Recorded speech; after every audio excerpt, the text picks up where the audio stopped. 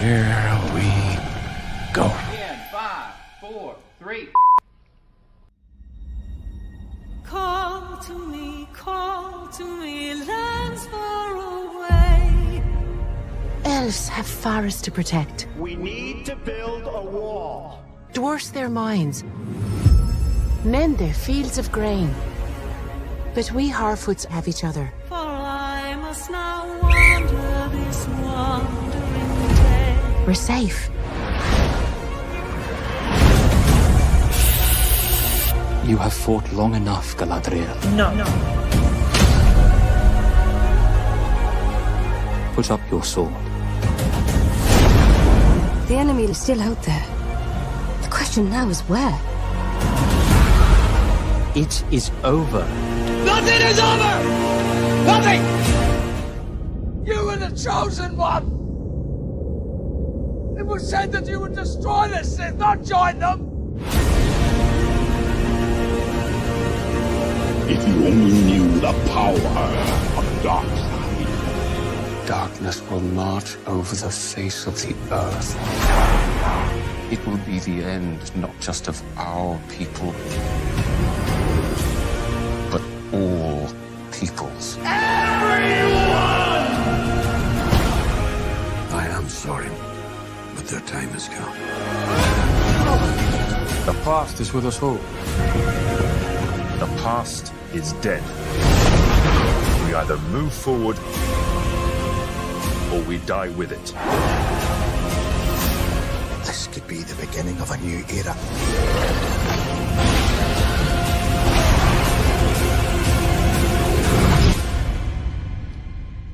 Away I must wander this wandering day.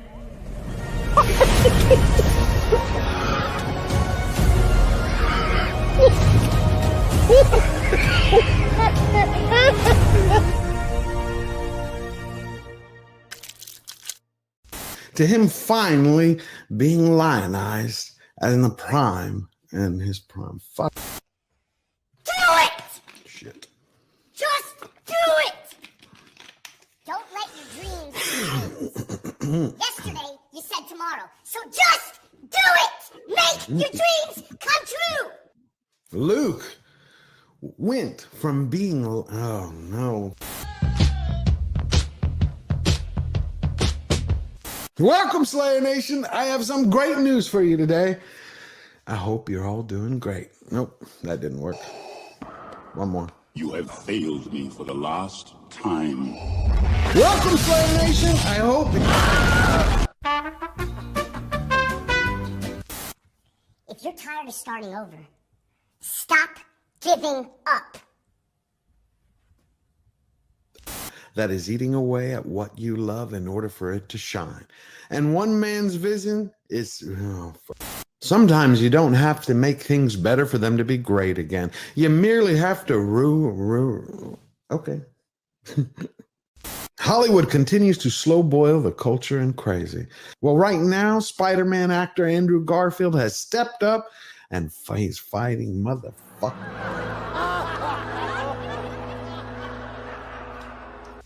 I can't do it. Okay. We'll do it live. Okay. We'll do it live. Fuck it. And unbearded dwarves, but Prime didn't stop there. They stapled in intersectionality, individuality, biddiga-dig-bee, biddiga-dig-boo.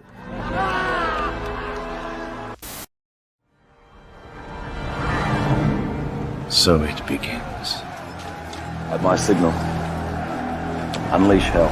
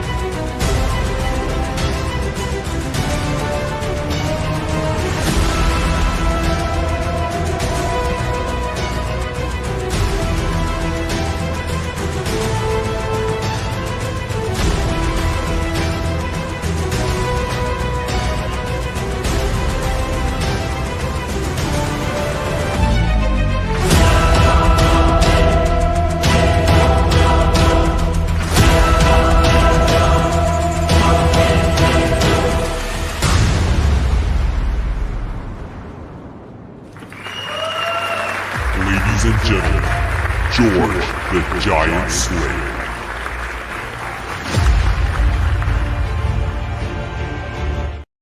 What's going on, everybody? Welcome back. I'm your host, George Molo. How you doing today? This is Slayer Unchained. It's December 18th, 2024 in the year of our Lord. How's everybody doing today? It's a wet and rainy day. It's getting a little cool here in Texas. I see some of my favorite people here. All of you. Nick the Greek Yasu, Adam Zan is here. You caught one. Cool. Glad you could make it. We got Toxic Waltz. We also got Sass 777, Jackie Delaney, Man of War 665, neighbor of the beast. Hello, my brother from another mother, Bob the Lobster. You know, I just watched the movie with Colin Farrell, you know, where everybody, they get a chance, like if they don't get married, if they stay single, they get to pick what kind of animal they get turned into. Crazy movie. And who else do we got? Eric K, King of the Mods. Lord Thoth and Olaf should be here pretty soon. How's everybody doing? You having a good day? It's been a crazy week. I'm going to say it's kind of like a mixed bag. Today, a little bit tired. I was looking at some of the news. It's like I was taken aback. We just had a monumental election. And the first thing that happens is you have Congress trying to pass an omnibus, not doing their job by giving us a budget. You know, they say they don't want the government to shut down, but instead they're trying to pass this crazy spending bill. At that time, where they're giving all of America the middle finger after Trump got a mandate, it seems like Hollywood is seeming to turn a corner, or they're trying to make you think they're turning a corner. Something's going on, because without stars, without celebrities, which we know those are all gone. Again, the election proved that. Box office receipts prove it. I mean, all they do is reimagine, reboot, and recycle either classics or old stories we've seen 10 times before, and they turn them into checkbox cinema. But it seems like this drought for something uplifting and hopeful might just be over. Disney also is making a few changes. Again, don't know if this is shallow, just, you know, skin deep. But they have a show that's coming out called Win or Lose. And it seems they made a change. So they're going to win a few new friends. And if they stay the course, they might even get their customers back. But I'm telling you, I guarantee you, they're going to lose a lot of sleep, because they're going to get hell from the two lizard mommy groups and all of the blinged out blue-haired crowd. Definitely. We're going to cover that. Plus, Justine Bateman took a Louisville Slugger to the Hollywood Hive. Canada is a little bit pissed and tired of Trump trolling them. He racked up another win for the president-elect. There's a lot to cover, so let's get rolling. Let's get the king of cutting commentary out here. Verbal. Hey, man, how's it going? Good.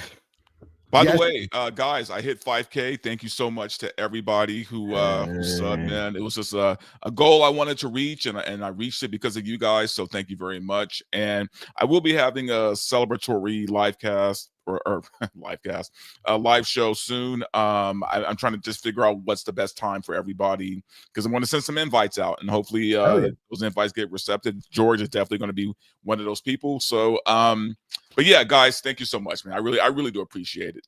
I'm gonna be there. Congrats, brother. That is a beautiful thing. I mean, it's one of those little milestones, you know. It's a like, little one. it's kind of cool to hit, you know. It's not a little one. They're actually key milestones in YouTube, and by everything that I've learned over the last few years, it's like, you know, 1,000, 5K, 10K. Yeah, and that's 20. true. It's like you actually change a little bit in the algorithm, so it's like you get a little upgrade. You're going to notice it. The hardest part is when you hit from like 8,500 to 9, trying to get to 10. Yeah, it seems like there's always like a stagnation when it's like very close to a milestone. But you know what, though? I'll be honest, man. Like, I was thinking about it. I was like, why is that number so important to me? And it's like, it's not really about the number, guys. I think for the most part, it's just you have to understand, man. George and any YouTuber, Gary, Chris, they can all tell you the same exact thing. It's just, we're grateful, man. We're so grateful, man. You guys could be watching anybody else, and the fact that you are watching us schmoes, we really appreciate that, guy, more than you even know. It's like, wow, okay, these guys care about what I have to say. Okay. Oh, it means the world, because you have people who, come on, what is the one thing in life you cannot buy, you can't barter, you can't save? Time. It's Yeah. the most precious commodity on earth. It doesn't matter how rich you are. You could be Elon Musk. Well, you could be the president of the United States. You could be a king. It doesn't matter. You cannot buy time, can't save it, can't park it away. And so when people spend their time with us, whether it's watching us here on a live show or checking out a video or listening to a rant or joining us for a drink, it means something. Yeah. It's deep, and I love it. So And you know what? And honestly, we go out of our way, man, to not take this stuff for granted. Like we don't take it for granted at all. Never. And talking about not taking it for granted, there was something funny. I thought it was actually from the Babylon Bee at first. I was like, I can't wait to share this with Verbal, because we kind of went through this a little bit. Conor McGregor is coming back. Wow. Okay. I mean, why? I guess is the question, but the rumors of a bout with Topuria are false. I'm in preliminary agreements with the Ambani family to face Logan Paul in boxing exhibition in India. Oh, come on. I know. It's like, Logan Paul, can you not find someone in their prime? Are you just chicken? You know, you know what I don't get, man. I know. Let me rephrase that. I do get it. I just, I wish the Paul brothers would just stick with what they're good at. You get what I'm saying? Like, they're great at marketing, right? And I guess this is a big deal. The problem is, though, they shot their load with the Tyson fight. Yep, they did. Right? They shot their load, because here's the thing: no one's going to fall for that again. They're not. We're not going to fall for that again. We're not going to pay the money to see that again. And it's going to be the same thing with the Conor McGregor, man. There's going to be some talks, some negotiations before the fight. Hey, you can hit me here. You can't hit me here. We don't want none of that. We're done. No, it's like they did it. They did their one shot. They took it. It flatlined, and now they're coming back. The thing is, you know, I've never watched his videos. I think I've seen a couple of clips on Twitter. It's like, do what you're doing. He's trying to do all these other things. I'm kind of like, I don't view him as a boxer. Come on. When you're a boxer, when you're a fighter, you box before, Verbal. When you face challengers, it's kind of like Rocky 3. Remember how they had Rocky in the beginning, when he finally realized they were putting up these kind of like front men, people who are easy for him to beat, because they're like, you're not hungry anymore. You know, you're not surviving anymore. You're kind of soft. So when they brought out Mr. T, you know, Clubber Lang, you know, clean the clock. And you know what? Yeah, I mean, it's a movie, man, but that stuff is real, man. Like these boxers, especially the higher up you are, and especially if you have the belt, your people will protect you. You know what I mean? And that's not fair. That's not fair to us boxing fans. It's not fair to us fighting fans, you know, regardless of boxing, UFC, kickboxing, whatever. It's not fair to us that we're not getting the fights that we deserve.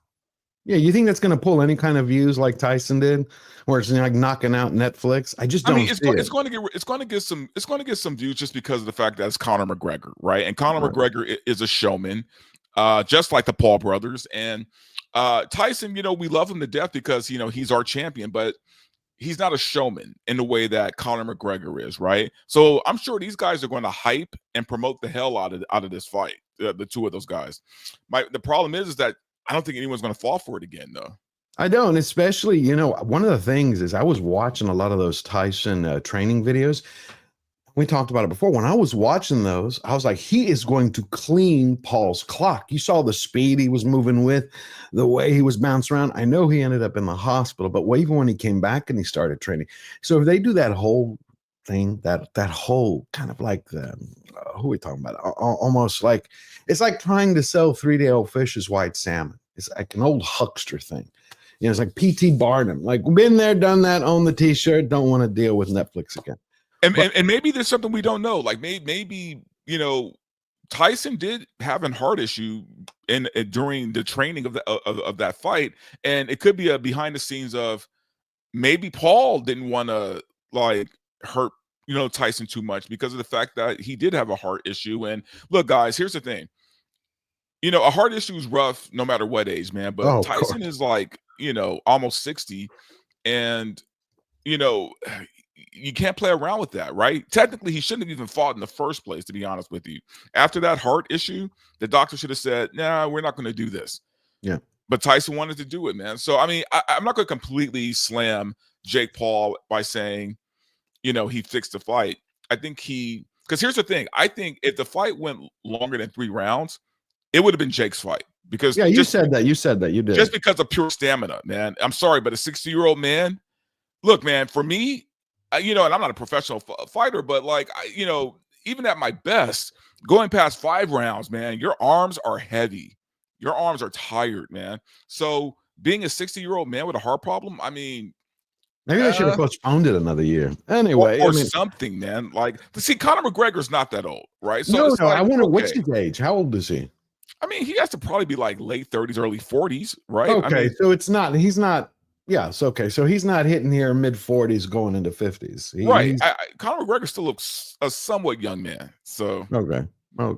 But you hit the nail on the head, George, when you said Barnum and Bailey, because it's like, or Barnum, because it's like, it is a show. It's a show, and the Paul brothers are very good at that. I will say Logan. You know, it's interesting because Logan is killing it, or he was killing it for a long time in the WWE in wrestling. But I think because of his persona and because of wrestling being what it is, that was a perfect fit for him, right? Because wrestling's fake. So, like, it was a perfect fit for a guy like Logan Paul. But when you start talking about boxing, man, boxing, that's the real deal. And you don't want to mess with that. No, especially...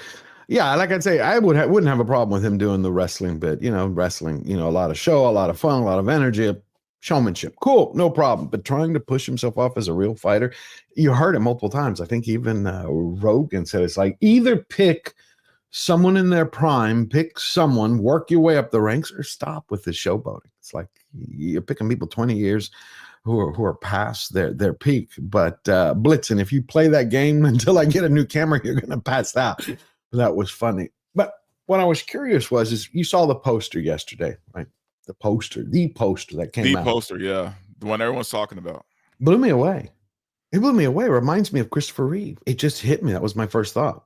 You know what I really loved about this, man? And I haven't heard a lot of people mention it, but I feel like I have to. I love the fact that they're letting Superman stand on his own in this poster, man. Right? It's not the typical poster where Superman and all these other faces on the poster, right? No, it's just him. It's just Superman, right? And I kind of love that they're going with that. They're just saying, you know what, guys, this is the movie you're getting, right? There's going to be a lot of cameos in the movie, but this is the movie. You're the one who gave me faith in James Gunn.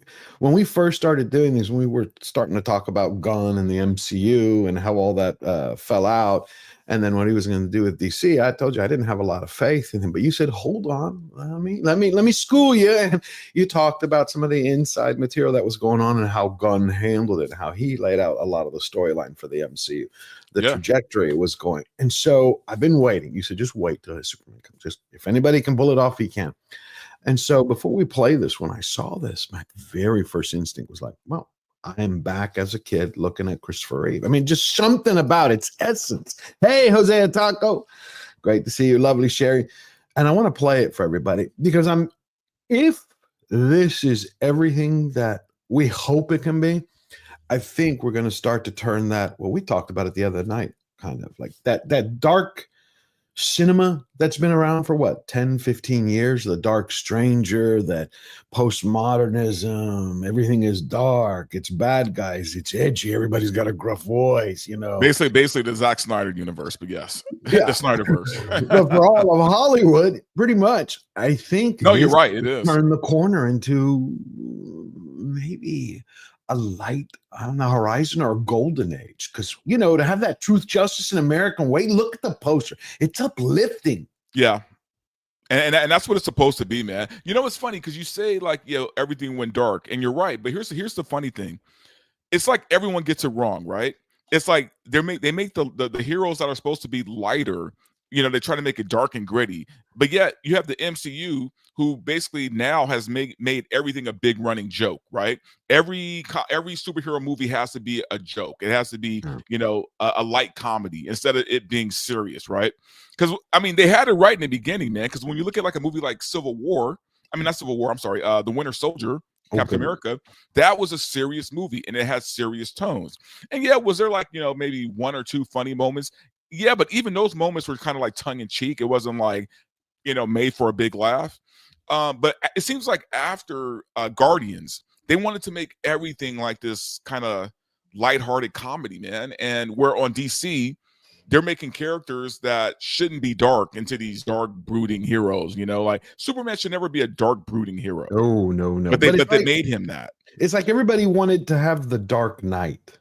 Like Yeah, the Dark yeah, Knight, which is- while someone's telling jokes. And it makes no sense, man. But you get a guy like Gunn who understands comics, right? The reason why he made Guardians the way he did was because, okay, look, man, we have the stuff on Earth, and all the stuff on Earth is serious. So if we're going to go into the galaxy, which is kind of, you know, whatever, you got to think about your audience. You got to think about the people who are going to watch it. And what he did was he made a very obscure comic book, man. And I'm telling you, when I was growing up, man, like in the 80s, I was one of the few people who read Guardians of the Galaxy by Marvel, right? And even then, it was a different team. It wasn't the team we have now, right? So very few people knew about Guardians. And he took that very obscure book and made it this. He made it one of the best franchises in the MCU. He did. I liked, you know, a lot of people don't, but I liked even Guardians 3. I really I liked enjoyed all it. three. I did. And that's because Gunn understood what he had to do. He had to take a very obscure book and make it something where even women liked it. You know, women who don't know anything about comics like Guardians. So, and the MCU was like, well, let's do that to every movie. And it's like, no, man, you're missing the point. You can't do that to every movie.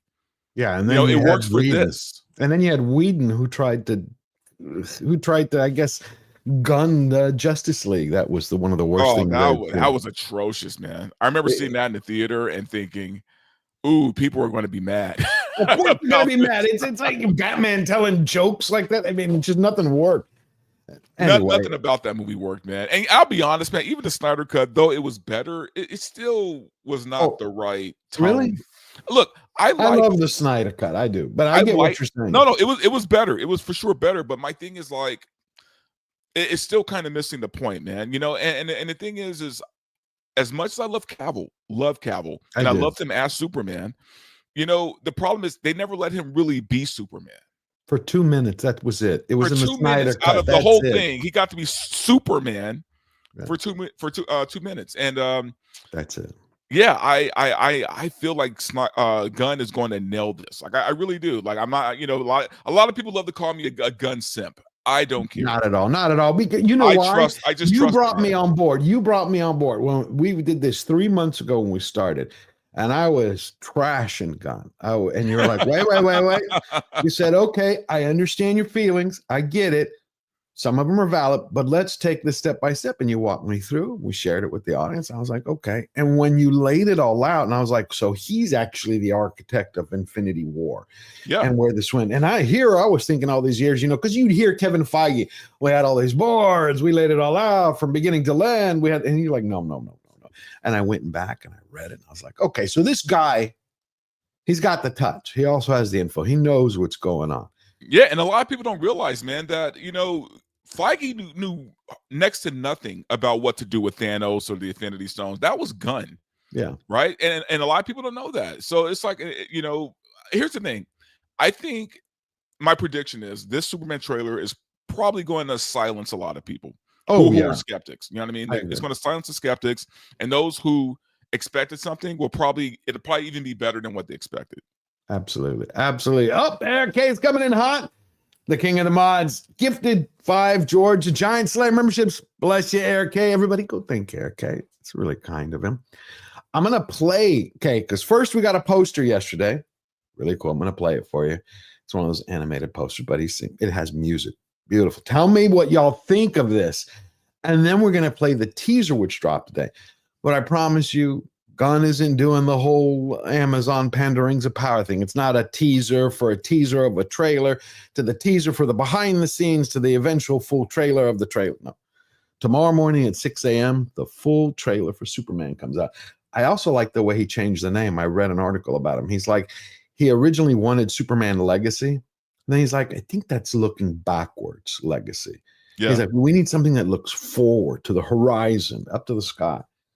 And I thought that was awesome. I thought that was really awesome. Listen to that. Listen to the score.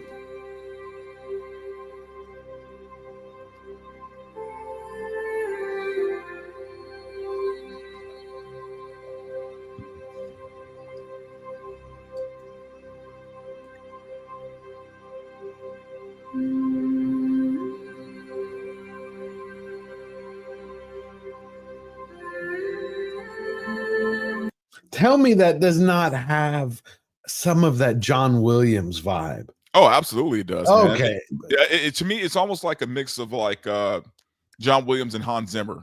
Really, I heard the Zimmer a little bit, but which is it? It's like I can't tell, but I can't tell. It's like I feel my first impulse is the Williams, but then I feel there's almost traces. You know what it is? The humming. The Mm. humming is all Zimmer. Like that's a very Okay. Zimmer thing, like her humming the tune. But the tune itself does sound very John Williams. So yeah, it does.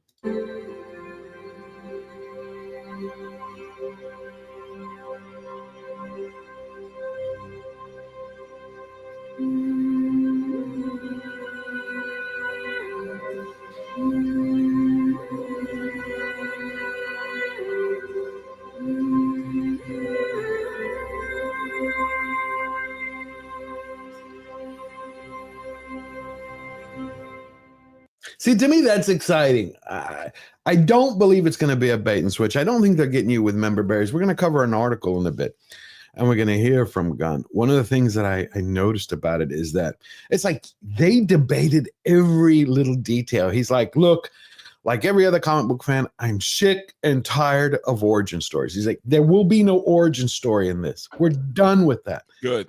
This is going to be, he said, years after Superman is on Earth doing his thing, but we will start to see him coming in his full, because supposedly, spoilers, they're all over the place. Lex Luthor, we've already known this for years, is going to be in it, but they don't really know each other. That's the whole point. So there's this, and he did say something that I found interesting. He is not going to do, he didn't name Marvel, but he said, we're not going to follow the pattern of other comic films where everything is interconnected. He goes, each film must stand on its own story, period. Good. Will it have? But we know who he's talking about, though. Yeah, because he's not saying, yeah, you know what, the MCU where you have, because he said, and he specifically said in the IGN piece, no homework required. No homework required. Ah, man, that sounds like old school filmmaking to me, man, and I love that. Yeah, because he gets it, I'm sure, especially after you've taught me about a lot about him, and that opened my eyes to go read more, because I used to watch Troma. I love Troma Studios. Oh yeah, man. Lloyd is a good guy, man. I met him a couple of times. He's you know, he's one of those guys who just, you know, he said, you know what, if Hollywood doesn't want me, I'm gonna do my own thing. Yeah, and sure enough, Troma was born. And he's a really cool dude, huh? Oh, he's exactly how you would think a guy like that would be, man. I mean, he takes to this day, he takes none of this for granted, right? Like he just loves what he does. Beautiful. I love that. Even put out a great book, man. For all you aspiring filmmakers, man, you should pick it up. It's called "Make Your Own Damn Movie" by Lloyd Kaufman. And I'm telling you guys, if you're a filmmaker, pick that up. Oh, really? I'm gonna go get that.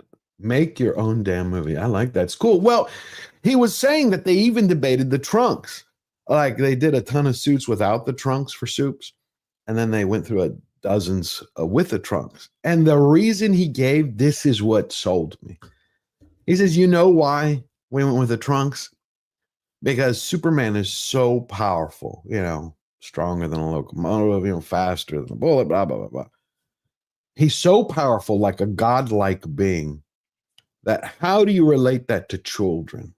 To not be afraid of him? Well, he wears his underwear on the outside. I mean, I was thinking about the reasoning behind the way he explained. I'm like, this guy understands him completely. Yeah. Understands. So he's like, yeah, we went with the trunks.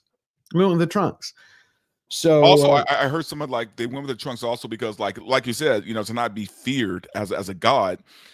He, if you look at Superman's outfit and think about it, it kind of comes off a little bit like a pro wrestler back in the day, right? Like the tights, and then you had the underwear over the tights, right? Like a pro wrestler, and which is relatable to people's minds, right? So that's what I mean. Like just a deep thought into everything about this, man. It's like I love it.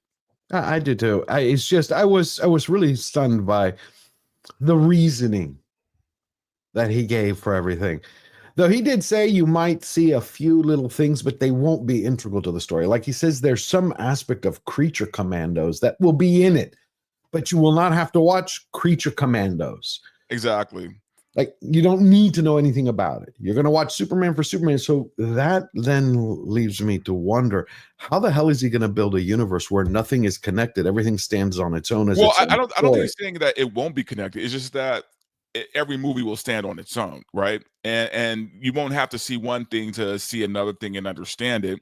But there'll be maybe like a general consensus that, you know, yeah, if you wanted to, you could check out this other thing, but you don't have to understand this movie, right? Okay. And from what I've gathered, he's doing the whole in a very deconstructed way. He's doing this storyline called Kingdom Come, which if you haven't read Oh that God, book by Alex Ross and Mark Waid, it is what a book.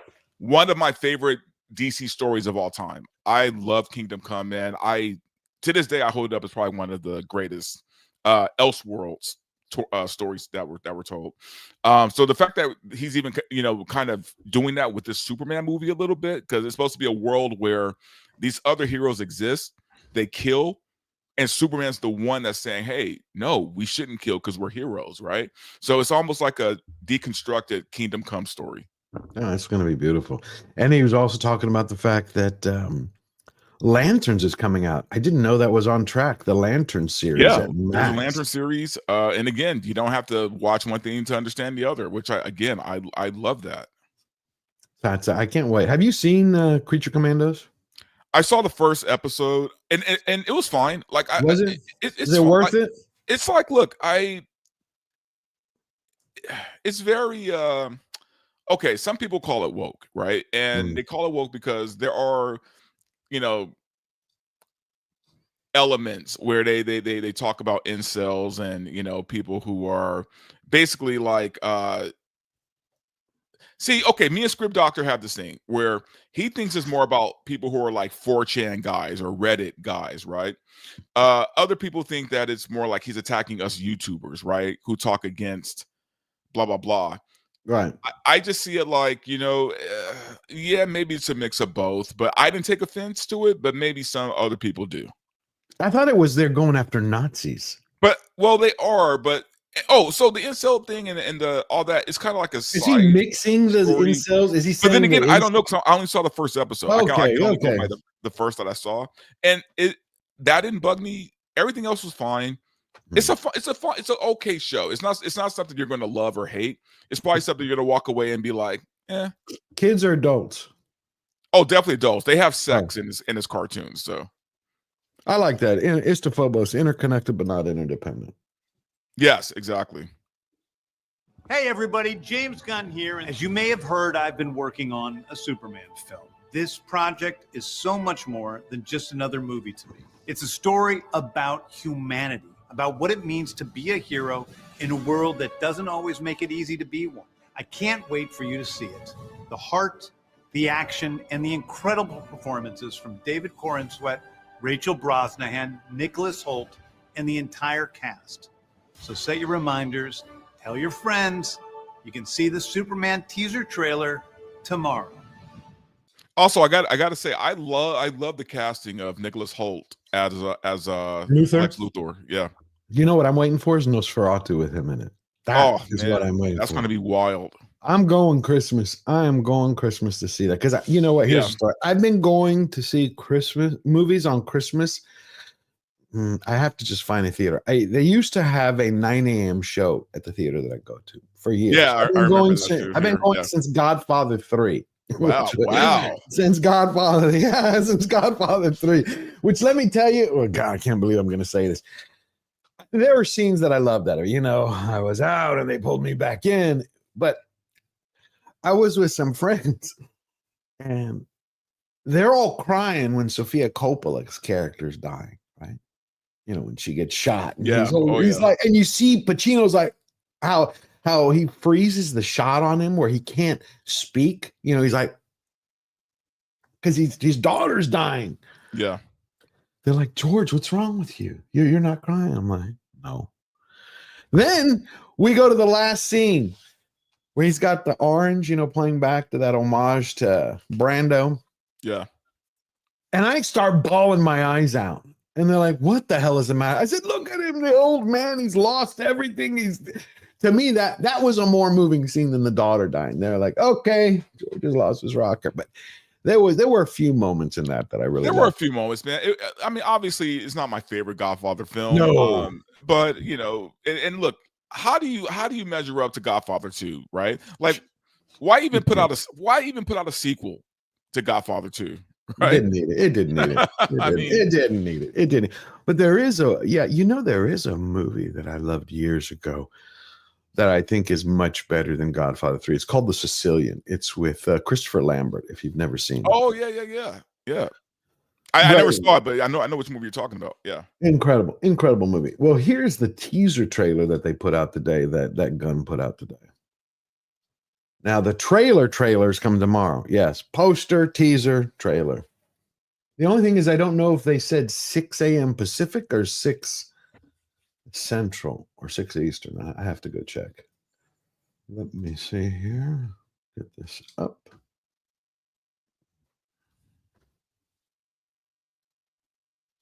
Damn it, play.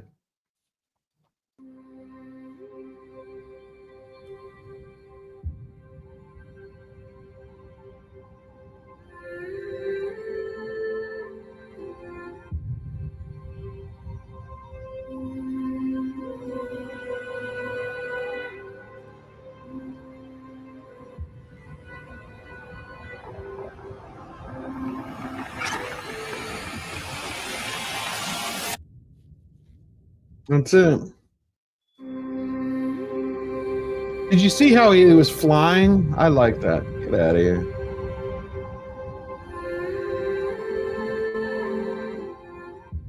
God damn it. Did you think this was a little bit from Man of Steel taken? You know what? A little. Really. I didn't get a lot of Man of Steel vibes. No, I'm talking about the flight, the way they're flying, not the way he was flying. Because I thought Man of Steel nailed the way Superman flied. Oh yeah. I know. I really like that part of it. Not anything else. I can't tell from the trailer so much. Because you see how his hair is. I know it's a minor detail, but I love the way his hair is all messed up because he's flying. Yeah. Because that was always the thing about Snyder. No matter what happened, it's like they were perfect. Like they just came out of getting a blow dry or something. But here it's like, look, his hair's messed up. I like those little details. They tell me that, he's paying attention to everything.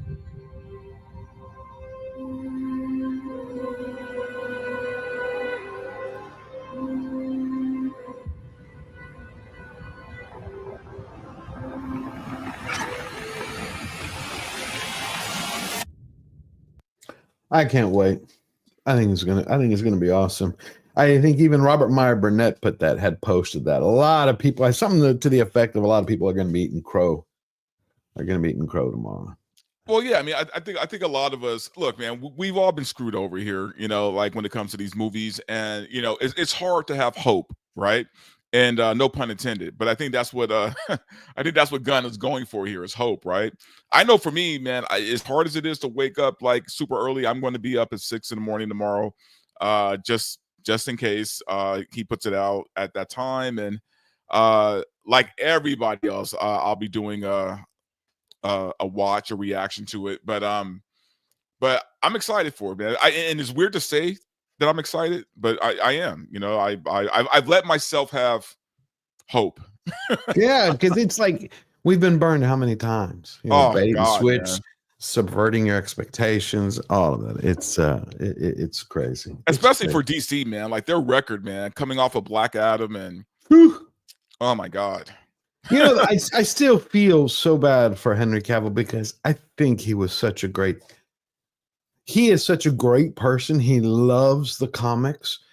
And for the 2 minutes that you see him in the Snyder cut at the end, when he soups, he would have made these soups. He was incredible. Just that smile when you have, I can't even remember his name now. Not, what's his name? The bad guy who came to. Zod? Not Zod. No. Oh, Darkseid? Not Darkseid. Not Darkseid. Oh, Steppenwolf. Steppenwolf. Yeah. When Steppenwolf, brings the axe down and he he started, it's like Snyder let him go. It's like, okay, now you got to be hopeful. Yeah. Now you got to be upbeat. Now you got to, and I was like, there you go. And I think Cavill could have nailed it. Also, find it hard calling that guy's name out. That gun cast. What's it? Corn Sweat. Corn Sweat. Corn Sweat. It is a weird name. Yeah. Meet Superman Corn Sweat. No, okay. Clark Corn Sweat now. And then you had this came out at the same time. I was like, all right. This is yeah, well, let's just watch it.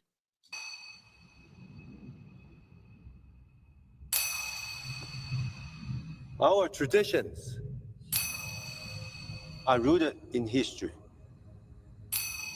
Kung Fu, karate. The tree grows strong.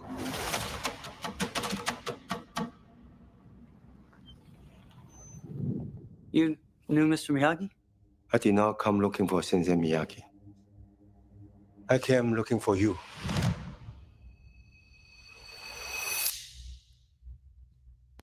All right. Does this excite you at all? Because I haven't gotten any, and I loved Karate Kid. I enjoyed Cobra Kai, but I used to go crazy watching all the Karate Kid movies when I was growing up. But it was just, there's just nothing there. It hasn't done anything for me so far. I was just like, come on, give me something.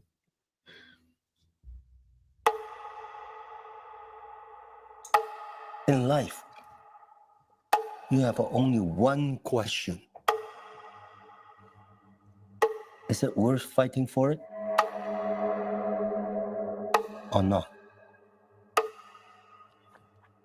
Lee means to me what you meant to Sensei Miyagi.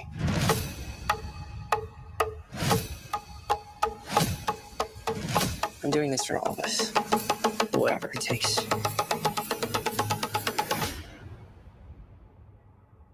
Two branches. One tree.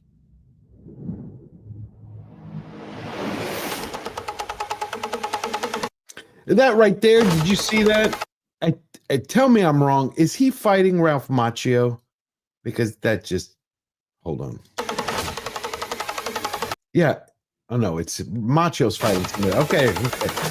I was like, wait a minute, Jackie Chan and Ralph Macchio? Yeah. No, yeah.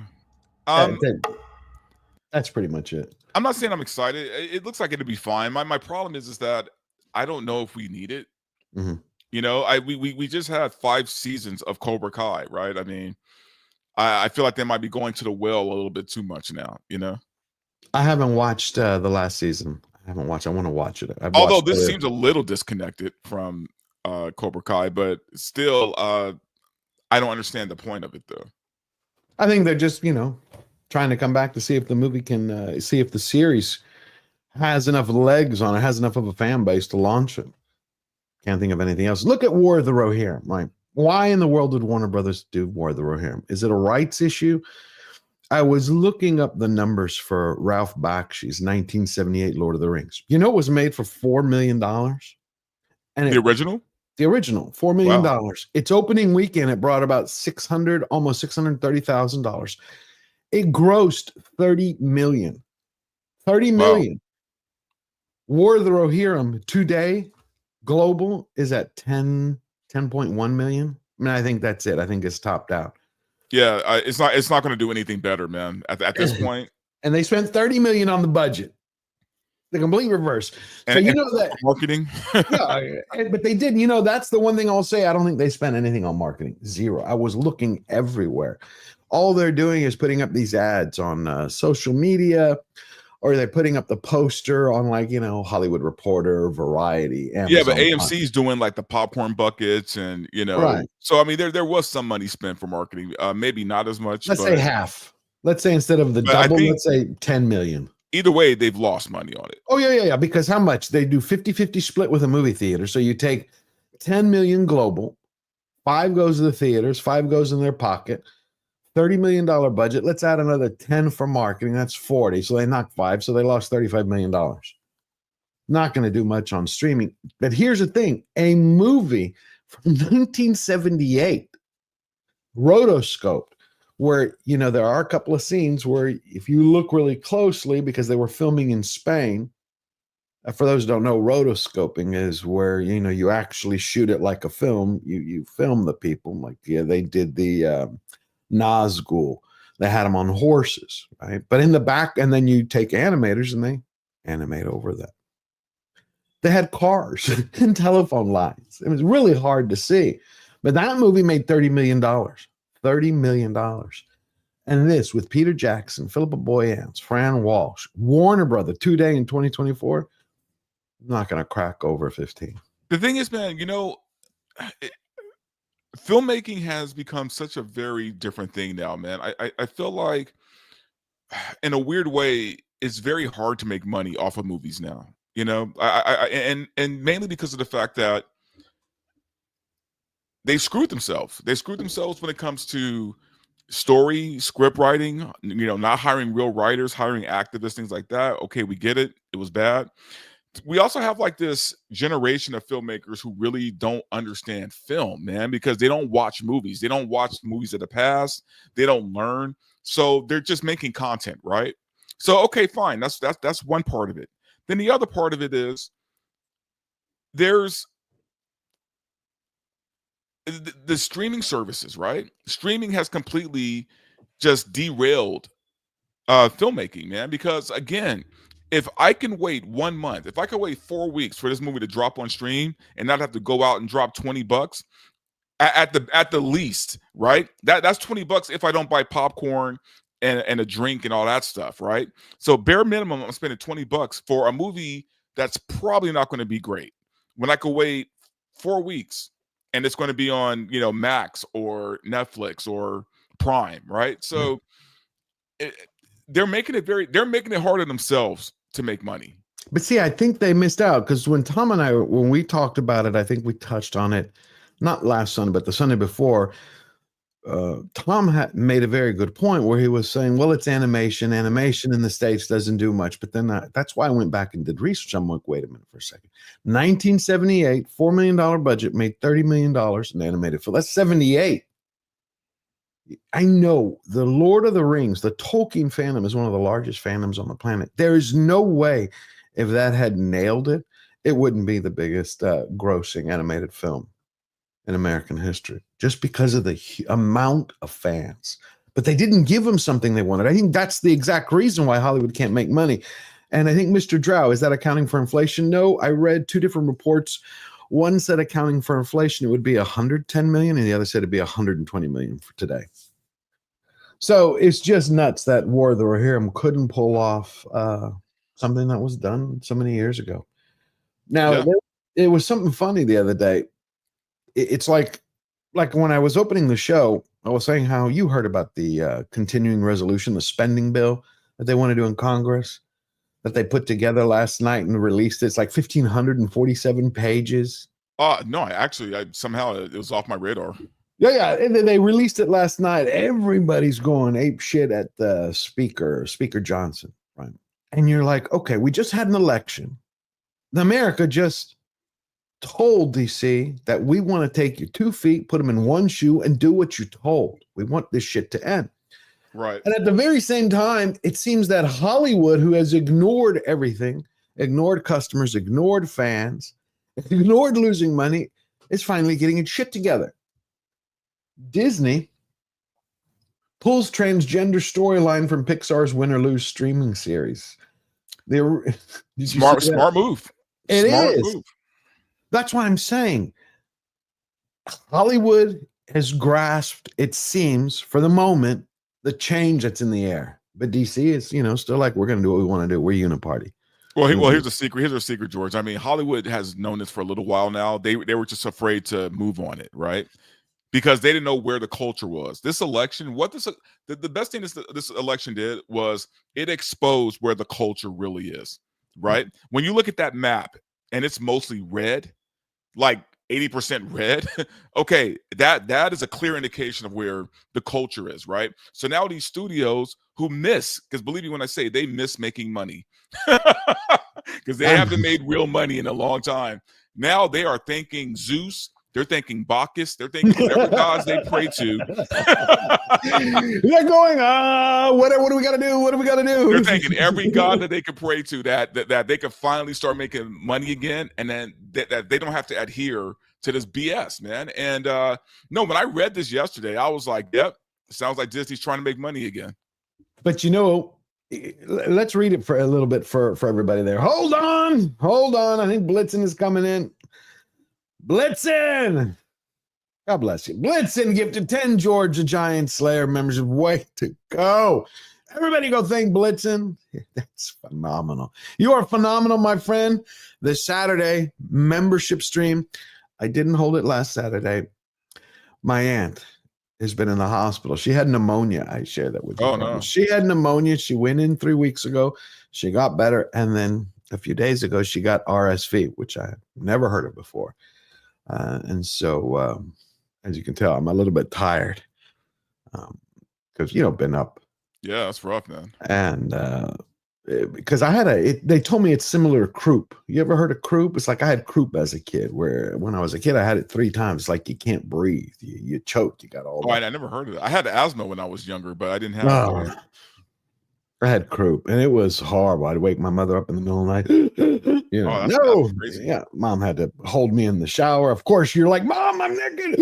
Well, of course, you can't breathe, so you don't give a damn at that moment. You're like 6 years old, and you're like, I'm choking. I'm naked. I'm choking. It just doesn't. But no, thank you, Blitzen. That is a beautiful. Thank you, Blitzen. My friend, thank you. That's awesome. So, yeah, so it's been hectic. It's been crazy. I want to read this for people so they can understand what's going on. The series, this is the Disney series, follows a co-ed middle school softball team named the Pickles. What a name. Pickles in the week leading up to their championship game. Each of the 8 episodes center on the off-the-field life of a character and their point of view, whether it be a player, a parent, a coach, or an umpire. A spokesman for Disney confirmed that the story arc was removed and provided the following statement to The Hollywood Reporter. When it comes to animated content for a younger audience, we recognize that many parents would prefer to discuss certain subjects with their children on their own terms and timeline. The character remains in the show, but a few lines of dialogue that reference gender identity are being removed. Acts zeroed out. Told, hit the bricks. Don't let the door hit you where the good Lord split you. A source close to Win or Lose said the studio made the decision to alter course several months ago. Yeah, that's the part I don't believe, Verbal. Because it just came in. They're like, we made this decision months ago?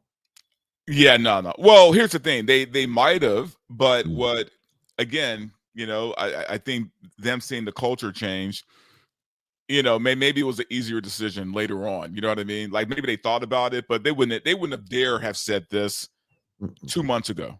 Yeah, of course. If he hadn't won, you think they would have been coming out going, yeah, I think they would have doubled down like crazy. Oh, absolutely. Look, man, we have to understand, like Hollywood, I mean, corporate America in general, but especially Hollywood, they're all cowards. They're all cowards. Like none of these people want to make a real stand against anything, right? They want to be on the side of everyone else, which I get it from a business standpoint.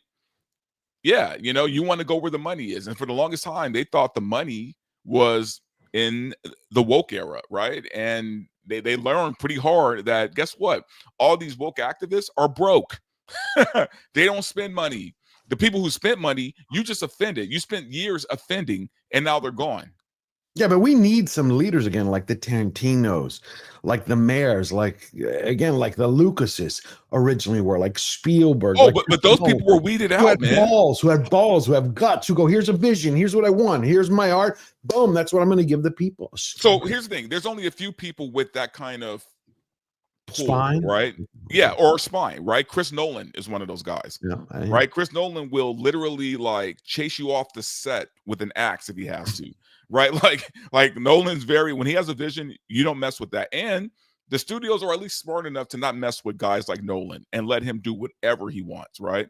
But that kind of power is rare these days for a filmmaker. I mean, to have that hopefully it comes back, but they need to do that.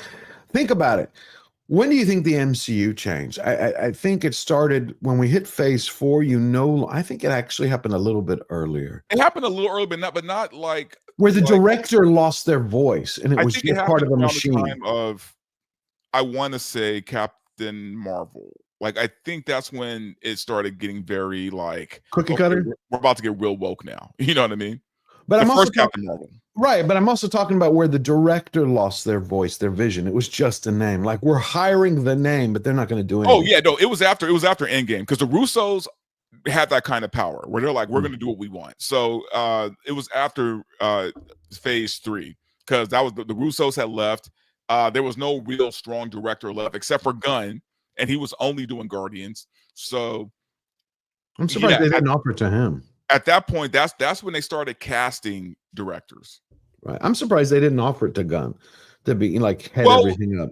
The problem is they probably did, but it was too late. You know, Warner Brothers by that time, Warner Brothers had already offered him a sweet deal, man. I mean, look, I keep saying over and over, if the MCU if Disney were smart, they would have handed over the reins to Gunn after Endgame, immediately after Endgame, and said, "Hey, you're the guy now." Right? They didn't do that. They played around way too long, and DC came around, or Warner Brothers came around and said, "You know what? We want that guy. Give him whatever he wants." Absolutely. Well, it seems like there's been the actor who was in that role for Win or Lose had something to say. Win or Lose transgender actor speaks out after Disney cut storyline. Very disheartened. Well, hide these damn articles. Deadline always wants to pop those up. Stewart, who at 14 had already logged a few commercials, knew instantly that it was the role of a lifetime. Wait, I'm sorry, 14? 14, yeah. 14-year-old transgender. 14-year-old. Ask mom. It says right here, it says, in 2020, Chanel Stewart was scrolling through X when she happened upon a post about how Pixar was looking for an authentic 14-year-old transgender girl to voice a transgender teenager in a new animated series. Dude, that's sick, man. I know. That's what I'm telling you. This is the world we live in today. That's why, again, elections have consequences. Hopefully we're going to have things change. That was exactly what they wanted to a T. I wonder if that's pun intended. And that's why it felt so right. It felt just so right, says Stewart, who is a transgendered girl from Los Angeles. I immediately asked my mom if I could do it because I just felt like if I don't do this, it wouldn't make sense. You know what I mean? It goes down here. It says, so when Disney called Monday night to tell her mom, Keisha, that Win or Lose would no longer include a transgender storyline, both she and Chanel were heartsick. Disney released a statement that said, when it comes to animated content for a younger audience, we recognize that many parents would prefer to discuss certain subjects with their children on their own terms and timeline. Only took them how long? 5 years? 5 years to figure that out. 5. So the article pretty much continues and says how they're disheartened, how they're upset. They can't believe this is happening. What does this mean for representation? You know. It's, you know what, man? Equality is taking a boot in the back. It goes on and on and on. That whole thing. Look, I props to Disney for making a decision, even though, again, like I said, they're cowards, but at least they're trying.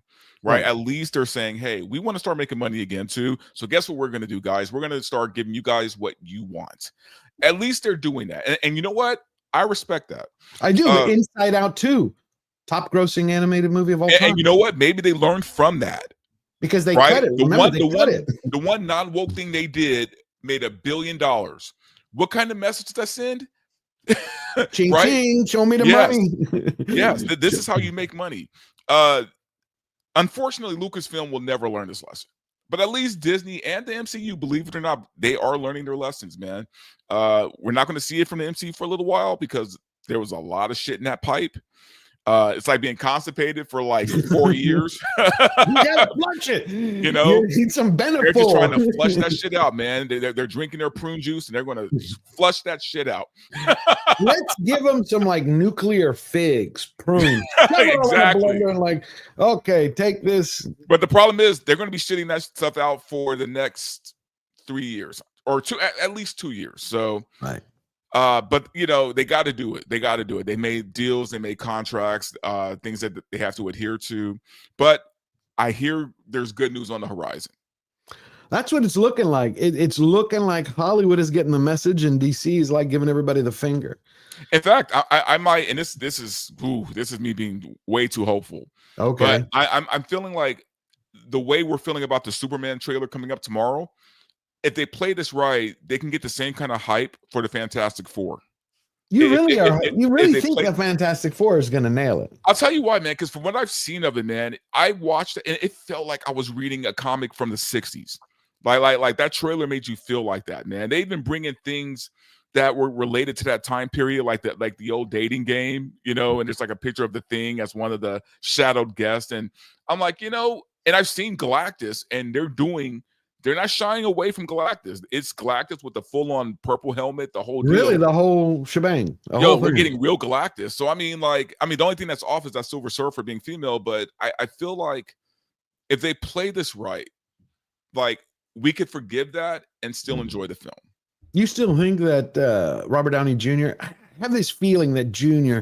is going to be some kind of bait and switch. I don't know. It doesn't feel right that he's doing Doom. I don't like that choice. It's just something it's like he's Iron Man in this. And from what I gather, he's not going to have a huge part in Fantastic Four, though he will be there. Like Galactus is the main bad guy.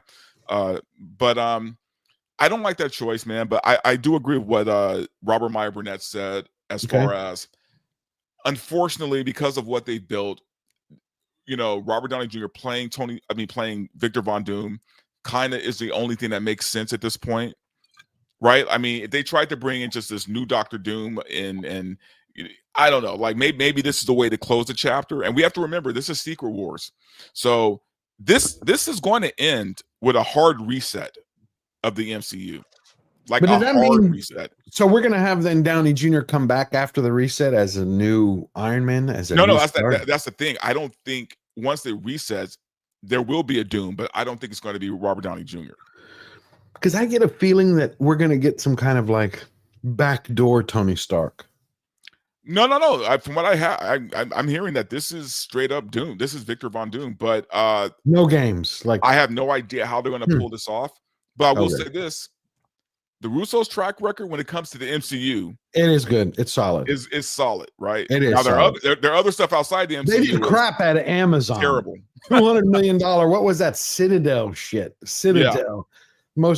Second most expensive TV series. Anyway. Yeah, no, that was bad. But you know, everything in MCU has been pretty solid.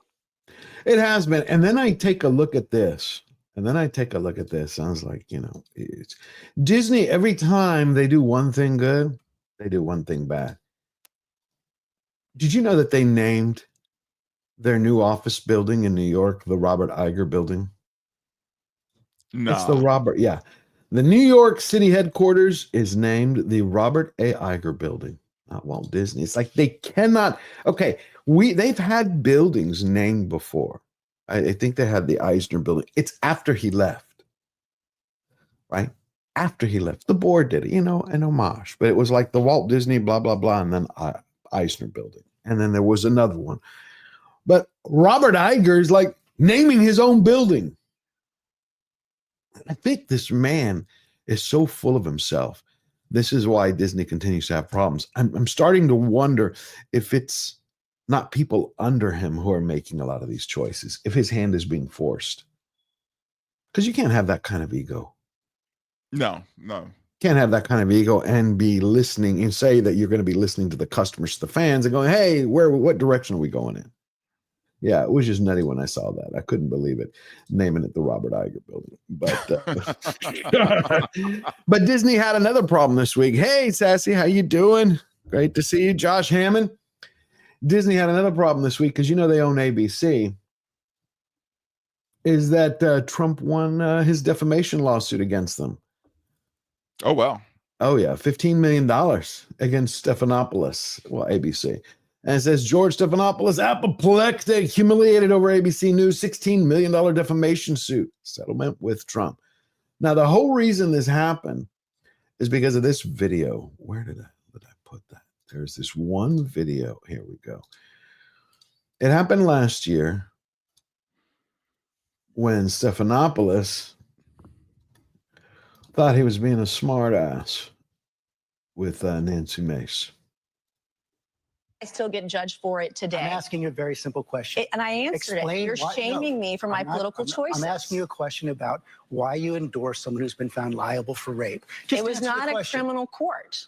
This was a civil court. It was a civil court. And by the way, she joked about the judgment and what she was going to do with all that money, and I find that offensive. I'm asking you about as a rape victim who's been shamed for years now because of her rape, you're trying to shame me again by asking me this political question. You've repeated that again. I think it's offensive. As a woman, I find it offensive. My political choices, I've endorsed the man that I believe is best for our country. It's not Joe Biden. And you looked at the dueling rallies yesterday in Georgia. Laken Riley's family was with Donald Trump. They weren't with Joe Biden. The same guy yesterday that apologized for calling her killer an illegal, who wasn't illegal. And here you are trying to shame a rape victim. I find it disgusting. I mean, you keep saying I'm shaming you. You are. The question, it is.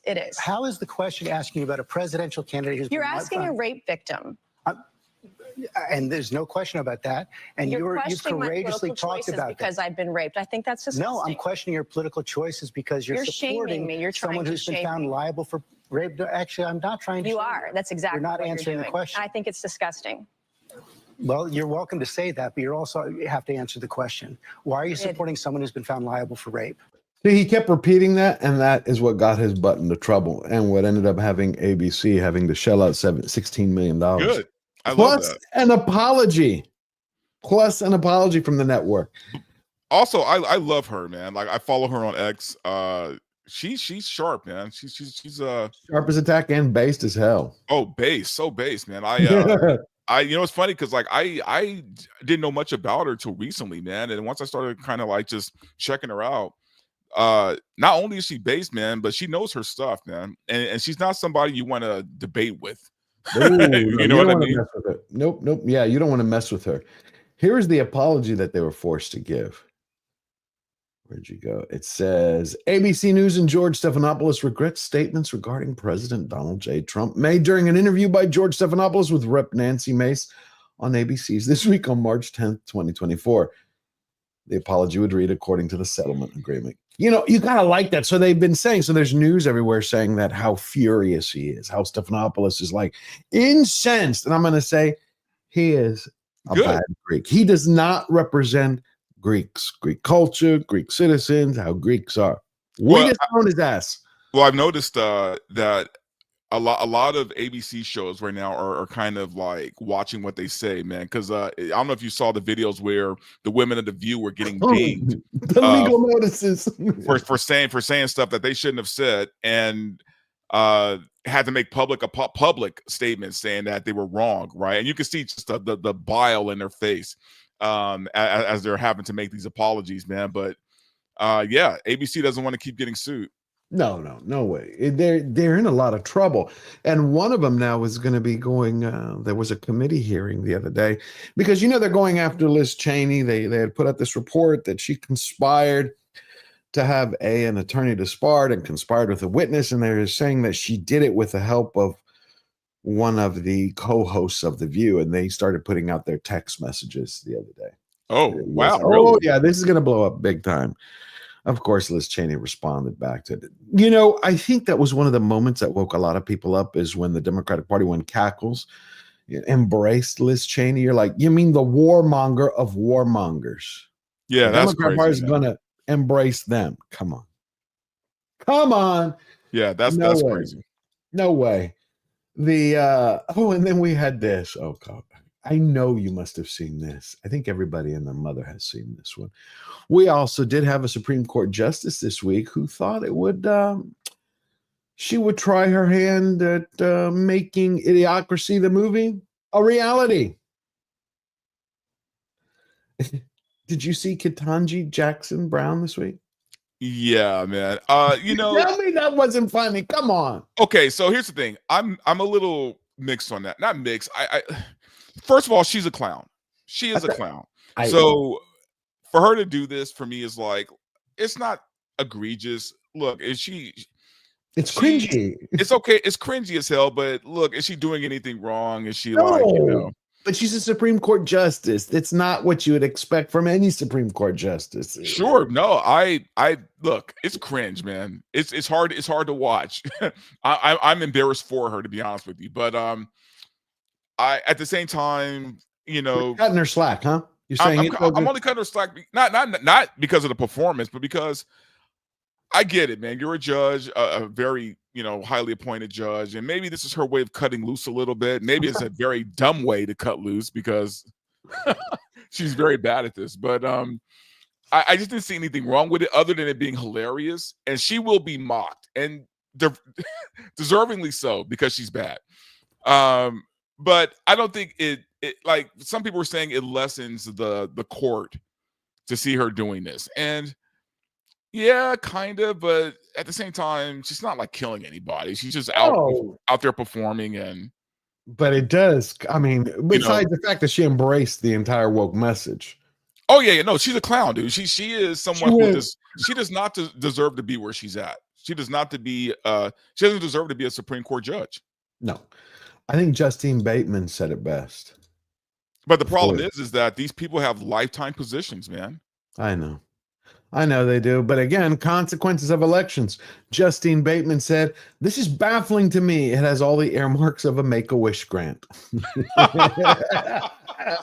I told you she is based. She is based. She is based. Oh, Justine Bateman's amazing, man. I love her. We're gonna cover her in a second. Here it is. Her time has come. Female empowerment.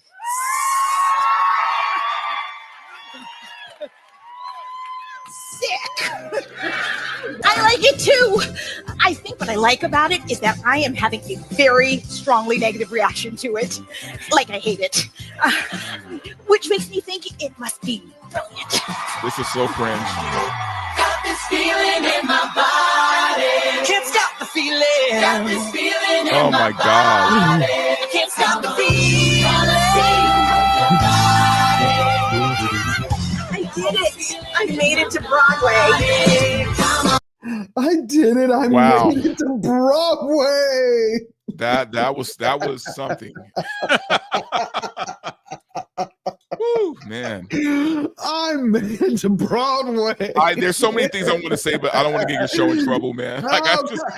She looks like she just came out of Wizard of Oz from Munchkin Land. I didn't know she could be. It's like, how the hell does she reach up there when they're holding court? Have you seen that? It's like I took a tour once and it went through the Supreme Court. I was like, wait a minute. I mean, they could need 5 people. Okay, you could get on my back now. No, come on. That was a very simple Jack performance, man. It was a simple Jack. Never go full retard. Never go full retard. No, come on. It doesn't diminish it. It just adds to the current atmosphere of, are we a serious nation? I mean, there have to be certain.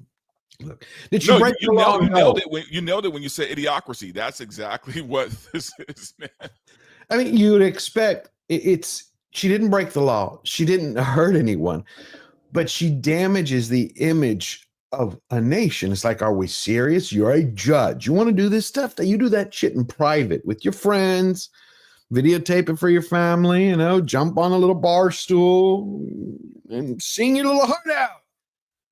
But between her doing this and Cackles doing these drunk live shows, I don't know what's going on, man. Like, I really don't know what's going on. It's like, what are these people doing? I think they lost their mind. I really think I had that and I lost it. The Cackles. Oh, hold on. Oh my God. Like, Trump really broke these people, man. He broke them, broke their mind, broke their spirit, broke their soul. Yeah, because Cackles looks drunk every time I see her now. Oh my God. Have you seen her daughter though? Oh, stepdaughter. Oh, the one that looks like Weird Al. Yes. Weird Al is exactly right. There you go. What the hell, dude? What's Harry Jr.? That's her new photo. Supermodel, baby. That's a guy, right? That's a woman. That's what she says. Wait. This is the one that all the liberals were saying should be a supermodel, right? No. This is the one that got an L supermodel contract and the top modeling agency in the world. Wow. What? Yeah. Wow, dude.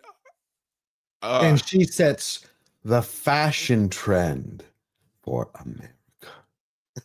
We are living in dumb times, man. This is the dumbest timeline, man. I don't know who went back in time and stepped on a butterfly, or whatever, but we are living in the dumbest timeline right now. Sometimes it's like I don't believe it when I'm like prepping for the show and I'm pulling, it's like going through what we're gonna talk about or hit on something and I see something, but I'm like, this can't be real. It's like I go and I research it. I'm like, no, it can't. It's like I need another confirmation. I need one. No, give me 3. No, it's just that can't be a real woman, though, is it? Like, well, that's a debate, but yes, she is a biological woman who claims she's a biological woman who's living as identifies as a piece of kale. I don't know. At this point, who knows what the but Jesus. Hold on, it gets better today. It's like one of those days where, like I told you, that they really. Our spirit is not defeated.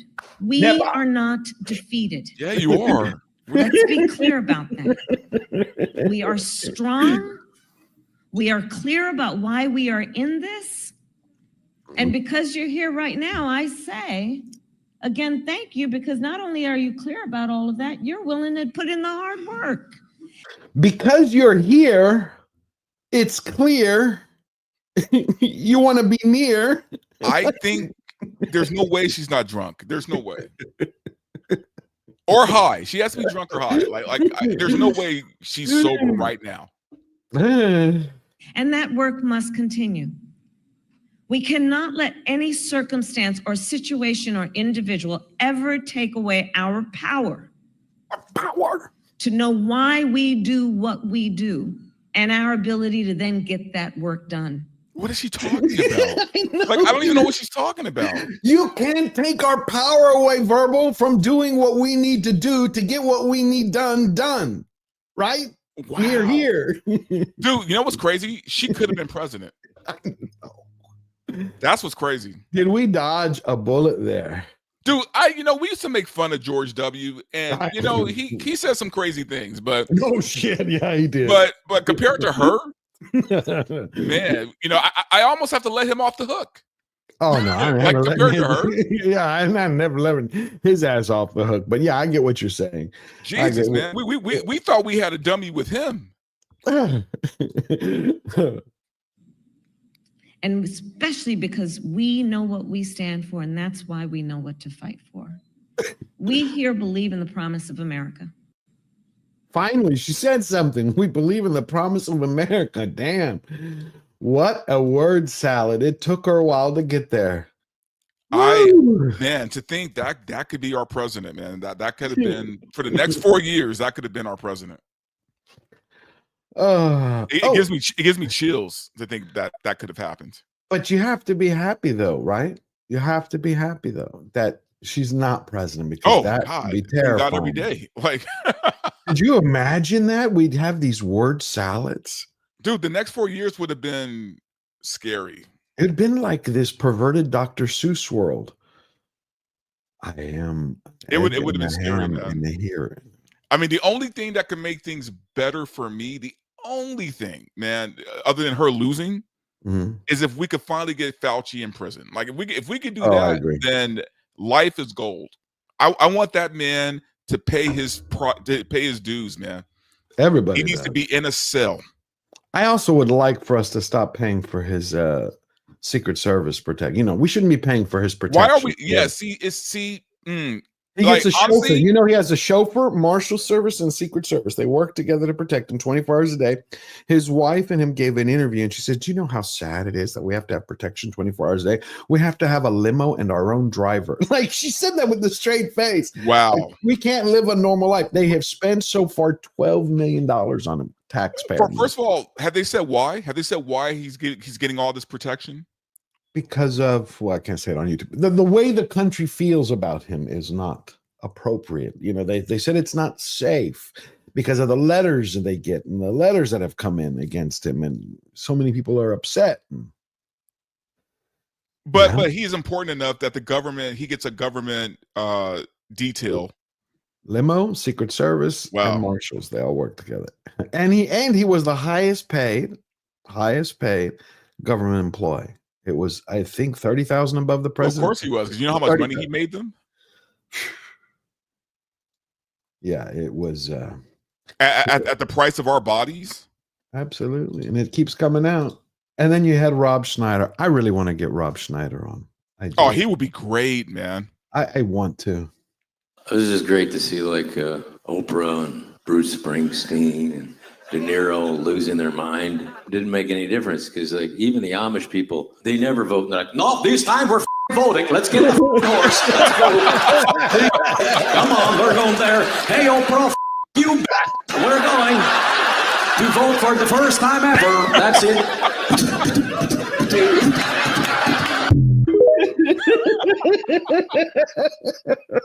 Okay, that was good. That was good. She's so bad, even the Amish voted.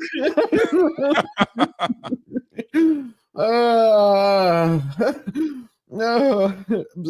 Even the Amish said, fuck this. Get down the horsey. No, man. When you listen to some of the interviews, it was with the Amish, it was amazing around that time. They're like, we had to come out. Dude, the Amish came, man, they came through this year. Because even with helping with the hurricane victims, man. I know. Like this is the year of the Amish, man. The Amish showed up. Tough sons of bitches. They came through for a lot of people, but great Americans. That's crazy. Where did I put it? Then hold on. Have you heard of Secret Level? I wanted to ask you about it. Yes, I haven't watched it yet, but I've gotten too many people who are DMing me saying, dude, if you're not watching this, what are you doing? So I'm actually going to be doing that tonight. I'm going to sit down and watch it. I've heard it's amazing. Really cool, because I didn't hear about it until today. And it says already it's renewed for season 2. So I want to read it and see what the hell it's about. It says Prime Video has renewed its freshman animated series Secret Level for a second season. Additional new episodes from season 1 were released on the streamer today. From Amazon. It's from Amazon. Yeah, I know. From Amazon, MGM Studios, and Blur Studio, Secret Level is an adult animated anthology series featuring original stories set within the worlds of popular video games. Yeah, it's supposed to be like a Black Mirror of video game stuff. Like it's supposed to be really good. Oh, really? Season 1 includes episodes highlighting Dungeons and Dragons. Did you hear that, Man of War? Dungeons and Dragons episode, Sifu. I don't know what. Yeah, and apparently the Warhammer episode is supposed to be amazing. Good. New World, Unreal Tournament, Warhammer, Pac-Man. Okay. Crossfire, Armored Core, The Outer Worlds, Mega Man, and Honor of Kings. I know that. From the creative minds behind Love, Death, and yeah. Same team actually. And I don't know if you ever watched that show. I have, but that's why I was like, "Ooh, interesting." So, Olaf, is it any good? I see you're saying it's good, or I see you say it has a Warhammer 40K episode. Is it any good? Anybody who's seen that series? It's not really adult. The writing can be pretty infantile. Oh, okay. But I don't know. I've heard good things from people. They were saying especially the Pac-Man episode. Okay. Was really crazy. So I'm curious. Plus, I always try to champion things that are very geek focused, but with an earnestness. You know what I mean? Like I try to give all these kind of things a chance. Like I gave Love and Robots a chance because it was something different. It was something that they probably put a lot of energy into, and it's probably going to cater to that hardcore geek side of me. Okay, so I like that. Well, what I read, I like. I want to see the D&D episode. I want to see the Warhammer, and cool. And then, so that's positive. So we have a little bit positive news. Superman, Karate Kid Legends. I'm gonna watch it because I love Karate Kid. But Yeah, I mean, there's always going to be like kind of like bright spots in the sea of shit. You know what I mean? That's life. But that's all it is. I mean, it's we'll get a few good things this month. The next couple of months, probably not so much. Because we got Captain America 4 and all that, and that's not going to do anything. So we have Nosferatu.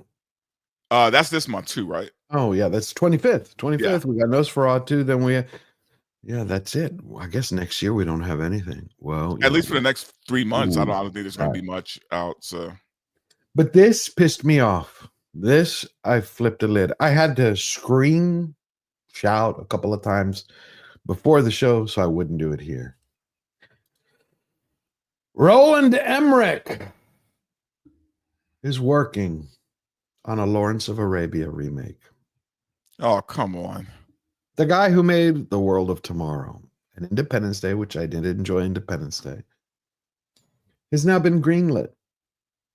Emmerich and McCartan are collaborating on a Lawrence of Arabia TV series remake. David Lean is now rolling in his grave. It was originally planned for a 3-season run, but now it'll be 2 seasons of 8 episodes, budgeted between 80 and 90 million per season. How does anyone in their right mind think they could top Lawrence of Arabia? You know what's funny, man? It's like I understand. These people they make these reboots and these things to try to make money, right? But again, who was asking for this? Who was asking for a Lawrence of Arabia remake, right? No one from our generation. No one, definitely not from the younger generation who's never seen the original anyway. It holds up today. You can put it on today and it's still brilliant and beautiful, vibrant. But this is a movie that no one wants. No. Hi, Diana. Bless you too. Thank you. No, nobody wants it. And it's a TV series. So what I'm getting is, see, this is the shit that I'm tired of. We got Harry Potter coming, right? Got Harry Potter. Harry Potter, I think, is also going back into the movie theaters, the original movies. Smart. You got the Harry Potter. But look at everything is a reboot, recycled, remake, or reimagine. When are they going to start making new movies? I want new movies, new material, new stories. Again, man, they painted themselves into this horrible corner where, yeah, you'll get like maybe 3 original movies that come out per year by the major studios, but for the most part, they painted themselves in this corner where they can't take a chance on anything that's not an IP, right? Takashi They Yamazaki created this problem. Takashi Yamazaki, Godzilla -1. He made it. He took a property which is 70 years old, and he made it fresh and new, vibrant. I mean, he sucked you into this intimate human story with a monster as an agent of chaos. The other part of this, man, and we got to keep remembering, man, Hollywood for the past, like, I would say even 6 or 7 years have been slowly, well, it was slowly then, now it's all over, but they have been infiltrated by activists, man. These aren't real writers. These aren't real directors, most of them. So we got to just count on everything we're getting is going to be probably 80% shit, if not 90%. Yeah, someone just said it. Nolan does create authentic new material. He does. I mean, we do have people. Tarantino creates new, authentic material. He takes from the past and makes it his own. We do see it in spurts. Sound of Freedom to me was something that was brilliant. And yeah, but for every Tarantino, right? We have 30 no talent. We have Leslie Headlands. Yeah, I mean, look at this. I talked about War of the Rohirrim earlier, but I want to show you what's wrong. They released an 8-minute, which, by the way, I don't have a clue why they keep releasing. They did it for Kraven the Hunter, and then they did it for War of the Rohirrim. They released like 8 minutes of the movie. What's the point of that? No clue. So the first few minutes of this extended trailer release, right? It looks good. You're like, oh, okay, cool. I'm kind of interested in it. And you can see where everything changes is at 6 minutes and 40 seconds. I want you to see. And I think everybody will be able to tell what went wrong in the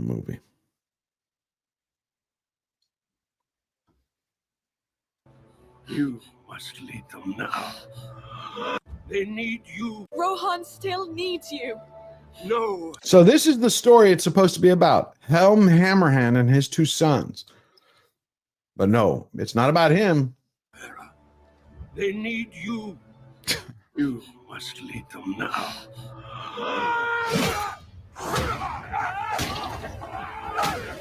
Do you know what was so sad about this? Is that they nailed Helm Hammerhand. It was brilliant the way they did it. Brian Cox nailed his voice. I didn't really like the anime a lot. I've seen better. But they nailed it. Every aspect of Helm Hammerhand, his strength, his rage, his fury, the language, perfect. And that was it. I was like, if I could just edit her out of it, you'd have a 15-minute movie. And it would be perfect. Yeah, unfortunately, this was made, years ago. We're pretty, in the heart of the woke era. So you know that they were going to use a female protagonist. I didn't even bother with it. I've heard enough where I'm just like, it's probably not my cup of tea. I try not to waste my time too much with things that I know are just going to be terrible. So yeah, I get you. I watched the first 2 episodes of the last season of Rings of Power just to watch it, because me and Alan went to they had a screening of it, so I went with him, and my thing is I have zero faith when it comes to anything Lord of the Rings now. It's really depressing. It's really depressing about that. Depressing about that. I mean, if I'm gonna be honest, I didn't even care for the Hobbit trilogy. I thought it was all right. It was not done correctly, but we have to remember. See, that I don't blame Peter Jackson for completely. He should have turned it down. But Del Toro was filmed 60% of that, and then I've never understood why. But then he left. Either the studio got rid of him, or he took off on his own. And so then they brought Peter Jackson back in. It looked too much like a video game. It's like I'm not watching a movie here. I'm watching a video game. That 60 frames per second shit that he did, and he was complaining, and he was like, "This is new technology." You know how Lucas? I didn't like it at all. Plus, he took a short book and made it into 3 movies. You don't need to. 1, maybe 2. Maybe 2. No, I didn't get the Hammer popcorn bucket. I was just too pissed off. But then you have this schmuck. You ever heard of Corey Olson? No. The Tolkien professor. That's the guy who set up his own university called Sigmund University so he could then call himself a professor. So he sells himself as the Tolkien professor. And then he ended up shilling for Amazon. And I mean it quotes is he's as a professor shilling for Amazon. So he put this out for Rings of Power, and he was re-releasing it for the same thing for War of the Rohirrim because he loves Rohirrim, and now he's raising money on Kickstarter because he wants to make a War of the Rohirrim documentary. But I always like to remind people before they spend their money who people are. This is the guy and what he says about Tolkien. First thing to specify is that there's no such thing really as canon in Tolkien. Tolkien's ideas were ever evolving. What? Oh, let's play it again. First thing to specify is that there's no such thing really as canon in Tolkien. Tolkien's ideas were ever evolving. You're a writer. All ideas are evolving. A writer evolves, things change, but there is canon. If you write a story, this is the canon. Tolkien said, "Here's my book." It's easy to say that when the author's dead, right? Correct. Because I want to hear Tolkien say that. I want to hear what he has to say about his work, right? Yep. No, that's not how that works, man. Yeah, sometimes you write something and then you can go back to it later, and you have a new insight to it or something. But for the most part, no, the story you wrote is the story you wrote. Absolutely. See, that's why I said I don't have a problem with J.K. Rowling changing what she wants to change for Harry Potter for the Max series. Right, because it's her She's story. alive. It's her story. Yeah. Fans have a right to go, F you, I'm not going to watch it because I bought the books. I've invested into the world. I view because her art, once it goes out into the world, it is now shared with everybody. It's no longer hers. She makes the checks from it. She makes the money, but it's now part of the fabric of society, from an artistic perspective, from a fan perspective. So fans have the right to say, no, I don't believe in, gender swapping, race swapping, changing storylines, character lines. I want to see the book come to life. Tolkien is dead. Yeah. He can't say that. He has assholes who try to push it off. And this schmuck is out here now wanting to raise money. Hey, everybody. I'm here in the studio to tell you about the next project from the Rings and Realms team. We're getting ready to dig in to the Lord of the Rings, War of the Rohirrim. So there are going to be a few things that are different from what you're used to seeing from Rings and Realms. The primary thing is the format. Instead of a long and kind of rambling series of videos, we're going to be doing a more focused, more highly produced, documentary-style analysis of the film. Also, we are really excited to partner with the OneRing.net. They have a long and exciting history of working with the filmmakers and with Warner Brothers, and we can't wait to work with them on this project. So check out the Kickstarter to learn more. We can't do this without your support. So thank you so much for everything you have done to make our work possible. Horrible. Yeah. This is the guy who's like, and he calls himself Professor, Tolkien Professor, to give him this great air. We need like a palate cleanser, cleanser from this. I think I found a Rob Schneider cleanser. I think Rob Schneider will help us. It's these type of people who've also infected Hollywood. Hollywood goes out and they grab them and they go, oh, there's this guy over here called the Tolkien Professor.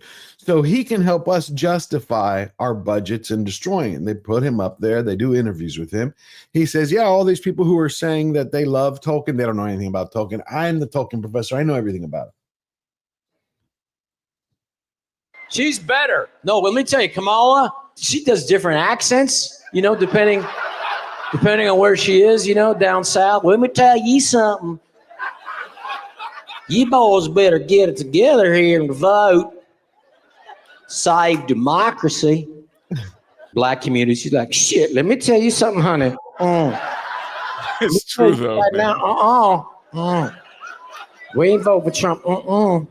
Oh my I God. even saw her at a 7-Eleven going like, listen, it's very important that we vote for the Democrats. We're trying to save democracy here. We're trying to save democracy. In all fairness, she is Indian. What? I said, in all fairness, she is Indian. I know, but it's just funny, but wait, because she doesn't have an Indian accent. No, I'm joking because she pretends to be black, but it's like, no. Stop, woman. Do you know that? Understand? You need to vote. You need to vote. This is great. Do you know that there's talk now that she's thinking of running in 2028? Oh, I hope she does. She's thinking of running because it would just be hilarious, man. Would that be collard greens in the bathtub part 2? I couldn't believe when she said that. I put my greens in the bathtub. I have never heard that in my life. Like even the black folks who tried to defend her couldn't defend that. Okay. They were like, okay, look, we get it. You're trying to get the black vote. We get it. But can we stop this? Like that was almost as cringe as Hillary Clinton, and her the hot sauce in the purse thing. It's like, just stop. Just stop. Okay. It gets crazy with how far they go. Dude, like the thing is, I say this all the time, man. Like liberal racism is very different than any other kind of racism, man, because it's more insulting, right? It's like because the craziest thing is they don't think they're racist. They don't think they're being racist, and they come off worse than any other kind of racism. Because at least with like straight up racism, it's like, hey, I don't like you because of know blah blah blah, and then it's like, okay, cool, I know who you are, you know who I am. We don't like each other. We have that established, right? With liberal racism, man, it's like a knife in the back kind of racism, right? Like, oh no, we're on your side. We're on your side, but don't speak because you're black. Let us speak for you. It's insane. Insane. We'll do one more Rob before we get to the next topic. He just makes my day. I am dreaming of a Christmas. Well, every Christmas card I write. Oh, may your days, may your days, may your days, may your days, may your days be merry and bright. And may all your I love you. Thank you so much for coming out tonight. Christmas be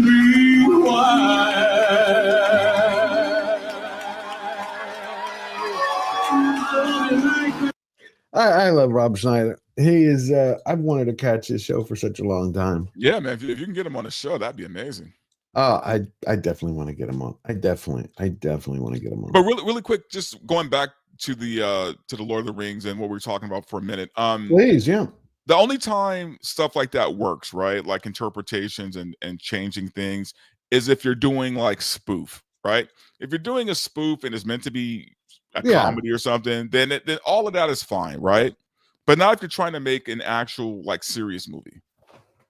Like look, Lord Harry Potter, like I said on Versus, man, like if I were doing that show, yeah, I would go with a black Snape, but it would be like the blackest Snape you've ever seen, right? Like he'd have a big ass afro and shit, and he wear a cape with a cane, and he call all the students motherfuckers, and you know what I mean? Like I would just go Shaft Jackson. He would just be Snape Shaft. Yeah, exactly. Right. Like I would just go all out, but it would be a comedy though. Like it wouldn't be like a real I got you. Real show.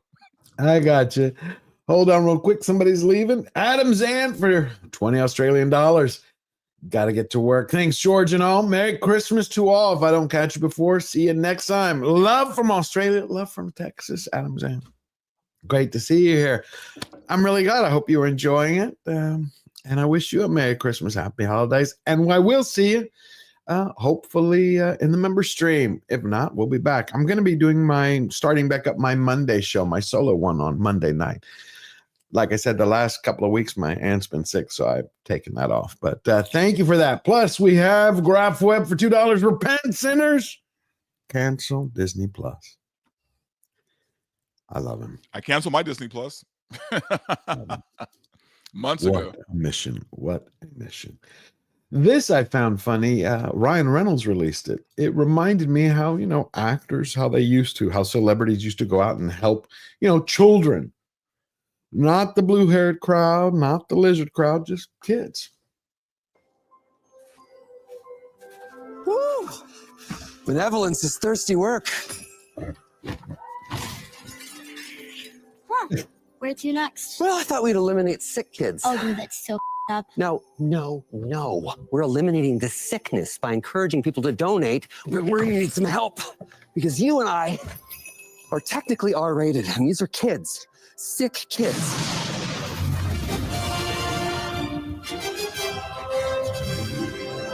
Did someone call for help? Linda Carter! What the fuck are you? Aren't you a wonderful woman? Okay, so what's the plan? We're going to help eliminate sick kids by raising money for Sick Kids Hospital. What do you need me to do? Don't be so obtuse. So obtuse? The thing, if you don't mind. The thing. Come on, lady, give us the sugar. Yes. Stand back. Here I go. What's happening? She's going to do it!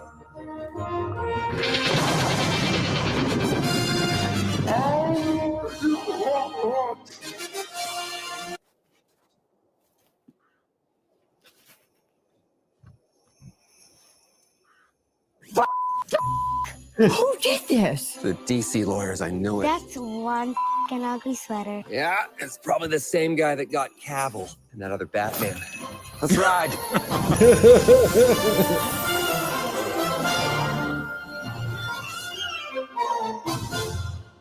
I like that. Old style, help the kids. Straightforward, funny. And Christmassy. And Christmassy. Since the liberals hate Christmas so much. Which is the oddest thing. When did that start? I think that started probably, 2005, 2008? Yeah, it's such a weird fight, right? So it's a weird hill to die on, but Christmas. but they want to support Satanists. It's like, I could understand in one, I don't accept it, but I could understand in one point if they said, we don't want any kind of holiday theme from any religion. Look, this might be kind of a broad statement and people might get pissed to hear this, but I don't give a fuck. I'm gonna say it anyway. I would say most leftists don't believe in God. They don't, Okay. they don't believe in Jesus at all.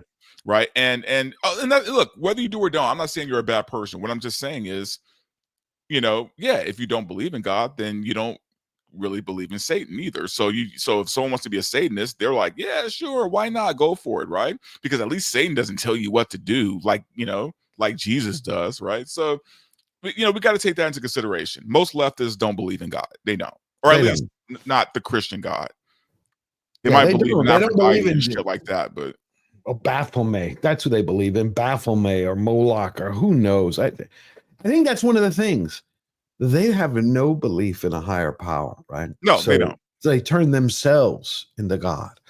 They look at themselves. They turn woke into it. The DEI, the whole, we got to have social justice warriors. I mean, when you really think their about identity is their God.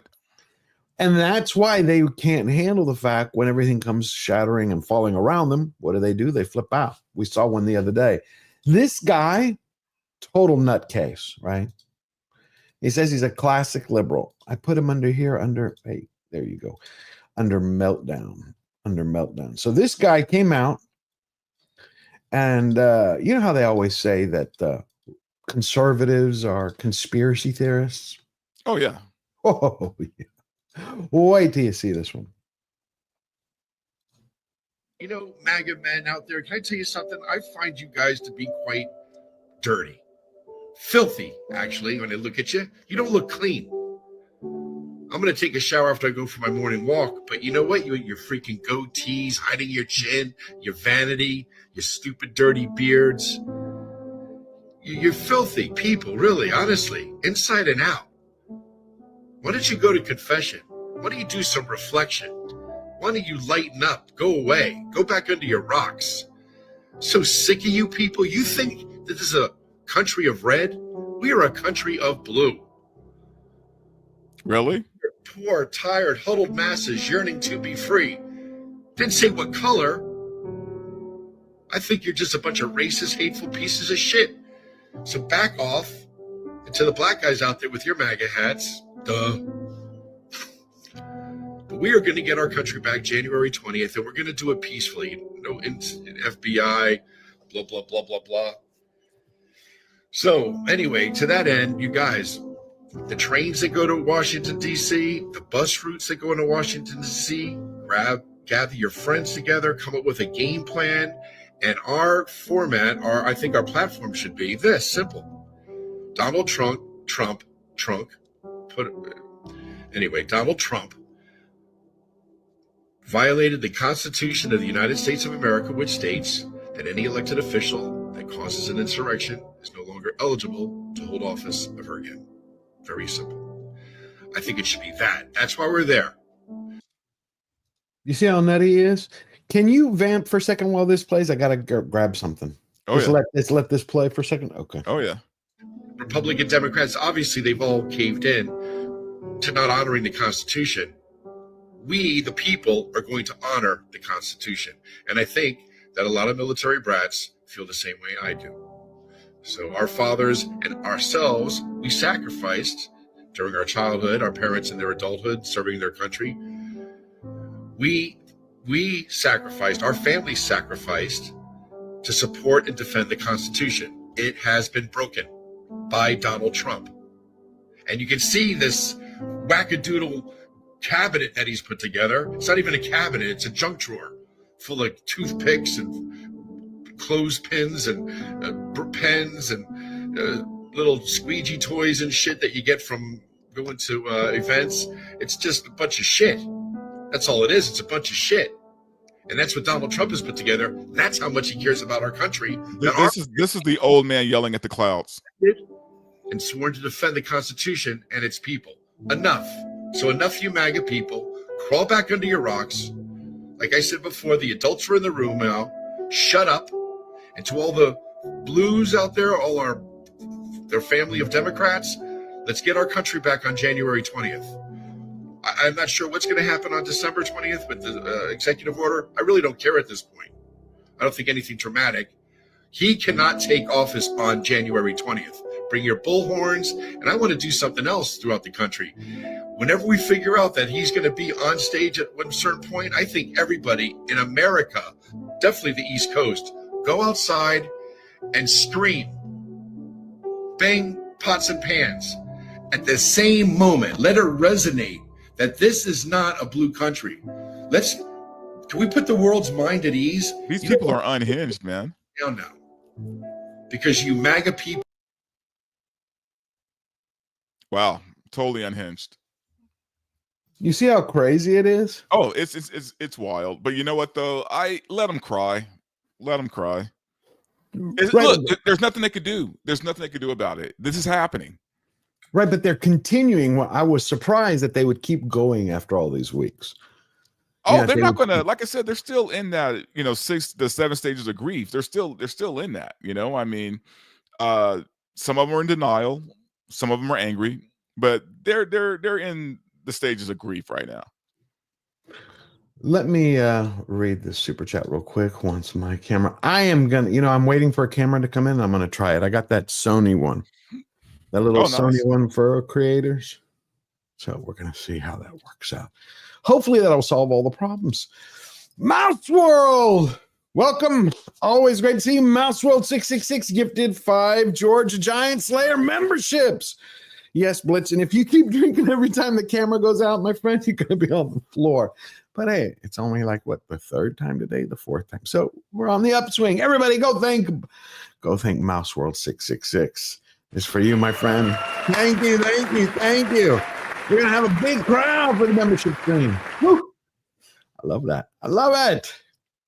And then we also have Nick the Greek for $5. Hail, George. I'll be praying for Anne's health. Thank you. That means a lot. Also, congrats on the subscribers. Verbal Riot. Yes, he did it. Thank you so much, man. You earned it. Merry Christmas, chat and mod. See? Love everybody here. Slayer Nation has the best people anywhere. I know everybody always says that. Everybody does. But y'all have beautiful souls. Beautiful souls. And Verbal has earned it. Now we have to help him get to 10K. 10K. 10K. I want to get him to 10K quickly. Then it's the Phobos for $5. We're all born with a God-shaped hole. Life is the journey of deciding what to fill it with. The worst choice for each of us would be ourselves. It's to Phobos. Wise words as always. He nailed it. I think that's the biggest problem. It's the biggest problem. We said it before. I'll say it again. It's the biggest problem for those who follow the woke mind virus. That's their God. You know, they're missing something inside. And in order to fill it, unfortunately, when I was growing up, you remember 2020 Verbal? Oh, yeah, of course. They used to have those shows. I know you're bound to remember, like the Jim Jones special. Oh, yeah. The Jonestown and the Kool-Aid. Oh, by the way, I don't know if you noticed about me, George. I am and let me say this very carefully here. I have a fascination, always have had a fascination when it comes to cults, right? Cults, I have studied cults. I have all the big cult members. I did in-depth studies about these guys because I'm always like fascinated. What makes you join a cult, right? Like what is it about a person that makes you like forget who you are and join their group, right? And so yeah, man, like Jim Jones, Koresh, all the big cult guys, I have studied in depthly. Yeah, I think that no, I like that. Look, that's why we have great conversations. We've seen and lived certain experiences, and that's taught us a lot. I've noticed that those who follow cultists most of the time, not only do they have broken families, yes, but they have something broken inside of them, and when they want to connect with others who are broken, and usually you have someone who takes advantage of it and says, I know why you're broken and I know how to heal it. And at the same time, make you feel special because you're not broken. We're all broken. They do that. I mean, you saw Jodes. I listened when they released his audio tapes. When you can listen to them, there's hundreds of hours of the man recording himself. And the way he unspools, and you could see it's like as time passed, it's odd, but some of these wackos, they're really clever and the way that they pull people in. But there used to be deprogrammers. And I'm wondering if they're no longer real deprogrammers anymore, because 2020 would have this special, like, you know, there are these groups around the country who go around and they will grab kids. You know, the families will pay. Oh yeah, them. yeah. I knew a guy a few years ago who great guy, by the way. He's a violinist. He plays with the LA Philharmonic, and really sharp guy. But when he was younger, his parents did that to him. They hired a group of guys to pull up in a van, grab him, and throw him in a van, and they took him from some way out place in the woods, and they basically tried to get him out of a cult. Yeah, deprogrammed him. Deprogrammed. Yeah. That's what a lot of I think that's what reality has been doing lately. That's what reality has done since Kamala Harris lost, and since you've had the last 4 years of continuing escalating economic crisis. You can only tell someone so long, hey, you're not eating, but the economy is great. You're not doing well. Oh, but the world is beautiful. Oh. Dude, Because you know what's crazy? Point that finger at them. Eventually, they got to point that finger at them when they keep asking questions and say it's you. And that's I mean, at one point they were telling people like, you know, oh, groceries are too high. You need to eat less. It's like, or what? get a better job. Oh my God, how many of those videos? You need to get a better job if you can't afford eggs. But these were politicians saying this. I know. Right? I know, it's nuts. It's nuts. That's why that's crap. What I found funny is that Trump has been trolling Canada for the last 2 weeks straight. And then you had the Deputy Prime Minister and Finance Minister, Christina Freeland. Or is it Krista? Freeland. Christina Freeland. She resigned from Trudeau. And so a lot of headlines were saying, is Trudeau going to resign next? And you have people in Parliament were wigging out over there. This is as serious as it gets. The finance minister quit hours before she was supposed to do this, and she doesn't have confidence in this prime minister. No one does. This man is a disgrace, and we need an election now. Canada might get saved. Wow. Well, a lot of people are tired of Trudeau's shit, man. It's about time. It took a little while, so hopefully, because God bless Canada. Then Stuttering Craig put this up, and I really couldn't believe it. It's very important. I wanted to read this to everybody. This is, as you can see again, Stuttering Craig says, no 15-year-old child, boy or girl, should be having thoughts like this. This is a mental crisis. This is a culture crisis. And he's 100% correct. Listen to what this boy says. Women are the only hope for this wretched world. But even women have been brainwashed by moids, that word I've never heard before. For too long, they've internalized the patriarchy and turned on each other, always begging for male approval and validation. It's disgusting. I realize the truth, men are irredeemable. Radfem Hitler is fucking vindicated now. They can't be reformed or redeemed. They're a fucking scourge upon the earth. The only solution is to total exterminate them, and every void who worships these parasites. Every single male must be wiped out. This is what the tweet is saying. From children on up. Only then can women be free to create a new world. I'll be a pioneer. I'll be the first to take the first step. I don't care if they're fathers, brothers, husbands, sons, teachers, police, and especially, whoa, didn't see that word coming, or politicians. I've been craving to, do them in. This is my mission only when their sludge has been expunged from, do you read this? This is from someone's mind. No, it's a cult, man. It's pretty scary. Yeah, it's the way that there's so many people who have been. But also, the thing that's sad to me, man, is the fact that young boys for eons now, man, it feels like it. It just feels like young boys, especially, man, have been taught to be pussies, dude. I mean, and that's all I can say. That's really, as crude as it sounds, they're not being taught to be men anymore, man. And in fact, they're being taught to, go against everything that makes them a man. And then you end up with guys like this. That's the final outcome of that kind of programming. Did you see the language he was using, which I had to keep skipping? Yeah. This is supposed to be a leftist, of course, enlightened, tolerant. Since when do enlightened tolerant use the N-word when they're like? Oh, they quit trying to hide the tolerant part a long time ago. You know what I mean? Like they know the mask is off. And so now they're just showing the whole loony bin. It's like, For hey. too long, young boys have been, they're being taught by these, weirdo blue hair chicks, in school now to basically hate themselves. You know what I mean? Yeah. It's sad, man. It is sad. We're going to do this one more thing, and then we're going to jump real quick into what happened today. Hello, Mr. Grant Gregory. How you doing? Great to see you. Great to see you. This became official today. It said Poland has become the first EU country to introduce compulsory gun and shooting classes in all its elementary schools. Following Russia's invasion of Ukraine, the Polish state wants to familiarize all kids from a young age with weapons. Patriotism is a key component of the classes.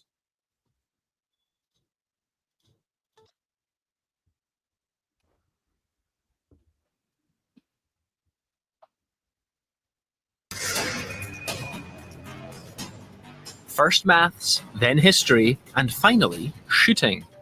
Weaponry class is now mandatory in Polish schools and could soon become a favorite. It feels good to hit the target. Shooting is fun. Holding a gun in your hands and shooting feels really cool. What do you think of that? They're teaching patriotism and self-defense in the elementary school. You know, man, as long as they're teaching them right, like with safety, because I mean, I'm a gun owner. You are too, George, I'm sure. Yep, and absolutely. I love the fact that I have the freedom to own a gun and buy as many as I want, but at the same time, there needs to be, man, like just measures that are taken. So as long as they're training these kids to be safe and respect the weapon, you know what I mean? Like just don't play around, don't point it at people, just respect it. Then I'm okay with it, man. I think kids should understand, how to maybe not use a gun, but just understand what guns are, right? And what goes along with having one or being able to own one. But maybe, I mean, my only thing is, are they too young? That part, I don't know. I don't know. I don't think there's such a thing as if too young, as long as it's done like in Boy Scouts, we started, I was 13. So we started at 13 with the 22, but I had already been shooting rifles with my family since 7. Okay, but but you were trained, right? And you were yeah. You have to be trained. Yeah, absolutely. Yeah, and as long as they're being well trained and taught to respect the weapon, then yeah, I'm fine with it. I did find this hilarious. Van Jones had a moment where he, I wouldn't call it a freak out, as he was trying to correct somebody. He's tired of the mistakes that keep being made. I guess he had a moment of clarity.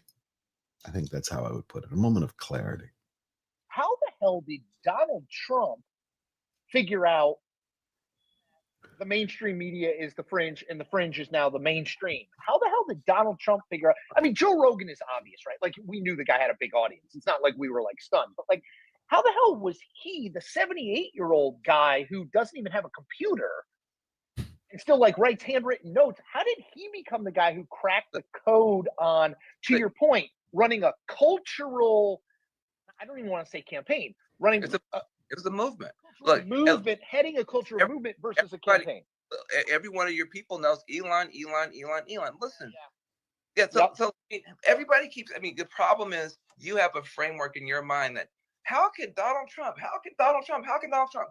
Guys, can we cut it out? Donald Trump is not an idiot. Donald Trump, let me just be very clear. Donald Trump is smarter than me, you, and all critics. You know why we know? Because he has the White House, the Senate, the House. Totally agree. Court, the popular vote. He has a massive media ecosystem bigger than the mainstream built around him and for him, and a religious fervor in a political movement around him. And his best buddy is the richest person in the history of the world, and the most relevant Kennedy is with him.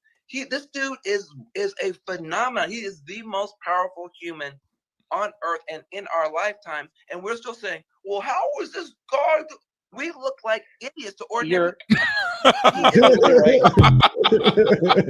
Do you feel the pain? Do you feel the pain in his voice where he's like, you know what, man? For the first time, I agree with Van Jones. For the first time ever. But did you hear the other guy? He was really shocked. It's like he didn't understand how it was possible. Like, how is this happen? How did it happen? And this, you see it on The View all the time. These women still are asking how it happened, and it's hilarious because they're racking their brains trying to figure it out. And this one I shared with you the other day, and we were kind of like laughing. And Derek also responded to it. Against Iran's nuclear Well, I can't tell you that. I mean, it's a wonderful question, but how can am I going to do preemptive strikes? Why would I say that? Can you imagine if I said yes or no? You'd say, that was strange that he answered that way. Am I going to? Could you imagine that? The reporter asked him, would you do preemptive strikes on Iran's nuclear? And I'm like sitting there going, okay. So I put up a post. It's time to make coding great again for the media to go learn. How do you ask that question? Like, Mr. President-elect, what is your military strategy about this top secret base going to be? Will you actually attack it? Look, dude, we already know, like, most of the media are idiots, dude, or the mainstream media. They're the legacy media is done, man. You know, I don't know what outlet that guy's a part of, but he should be fired. Fired? Come on. I mean, even Trump was like, you could see he was holding himself back because he wanted to say something else, but he's like, that's a great question, but I can't. It's like, come on, guy. Like, are you serious? Are you like, you want to pull the other finger here for a second? I think Trump was actually being very nice, considering how stupid the question was. I thought he was being very nice. Very nice. That's why I said, but I thought he was fighting it because I feel like his first response is like, are you retarded? You know, it's like, are you retarded? You know what? He probably caught himself. He probably was going to say that. Yeah, that's what I felt. I felt there was, are you retarded coming out of him from somewhere, but it's like, no, God, can't say that. And I'm not going to say it. No, I'm holding it. And then this happened. There's just been this deterioration of God, man. Like, I remember guys like Walter Cronkite and all these other great journalists. And, you know, when I think about the journalists, the Hollywood writers, the directors, just all these things, it's all tied together, man. We have lost a quality in media.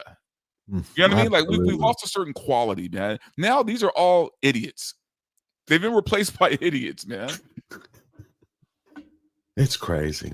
Donna Hergenrether, member for 11 months. Great show today. Great that you're here, Donna. Love you.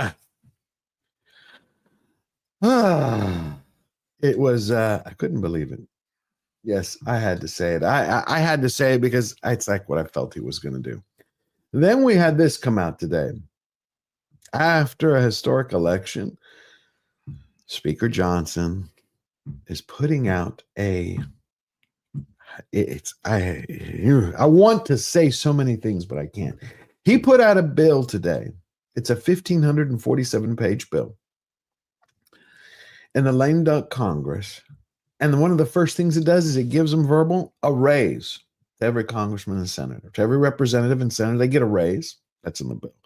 Then they get to opt out of Obamacare.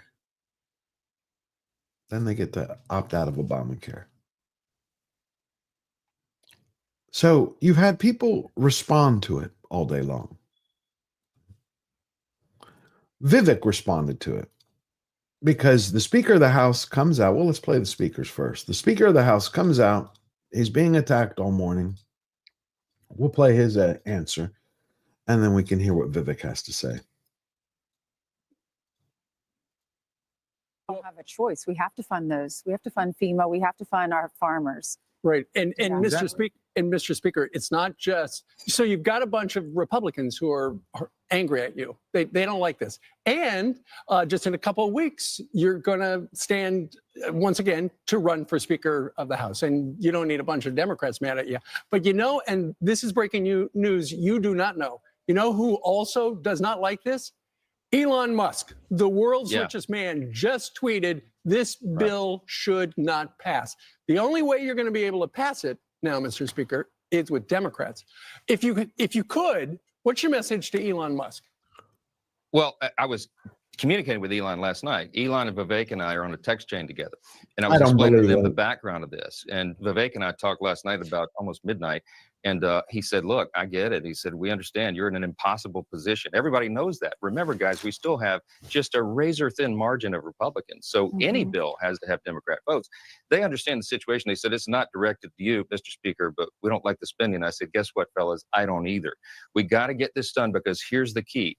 By doing this, we are clearing the decks and we are setting up for Trump to come in roaring back with the America First agenda. That's what we're going to run with gusto beginning January 3rd when we start.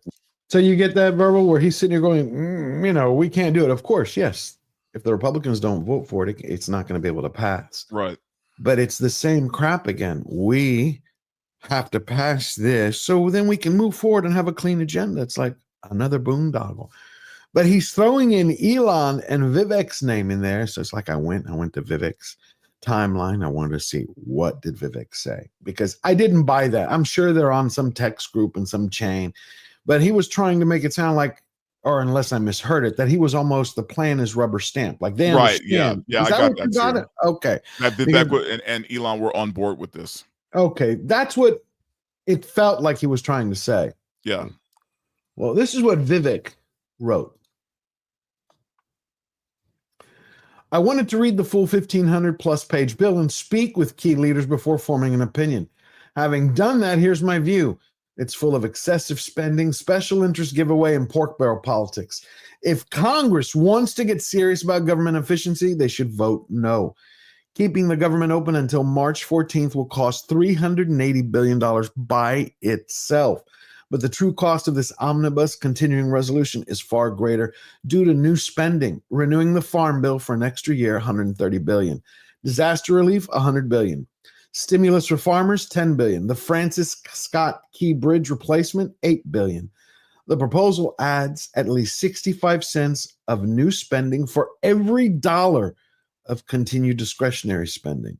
The legislation will end up hurting many of the people it purports to help. Debt-fueled spending sprees may feel good today, but it's like showering cocaine on an addict. It's not compassion, it's cruelty. Farmers will see more land sold to foreign buyers when taxes inevitably rise to meet our obligations. Our children will be saddled with crippling debt. Interest payments will be the largest item in our national budget. And he goes on. It comes down to the end. We are grateful for Doge's warm reception on Capitol Hill. Nearly everyone agrees we need a smaller and more streamlined federal government, but actions speak louder than words. This is an early test. The bill should fail. So I think he pretty much poo-pooed the idea of what Speaker Johnson said, that they were kind of like, he wanted to let everybody know they were on board. They weren't. Musk said cancel the bill. This bill is crap. Do you know what else it did? It allows that the House can deny any subpoenas. Basically, everything from I think Verbal just something happened. Everything that from that happened on January 6th, anything that Trump wants to investigate, the DOJ wants to investigate, they won't be able to touch it. That's also in the bill. Besides their race, I'm sure Verbal will be right back. Hey, First Last, great to see you too. So it's been a crazy day. You have had everyone trying to giving their 2 cents. I'm waiting to see what Trump actually says about it. But we also have Rep. Thomas Massey talked about it for a moment when he was giving an interview. Something must have happened to Verbal's camera. 1 second. Here we go.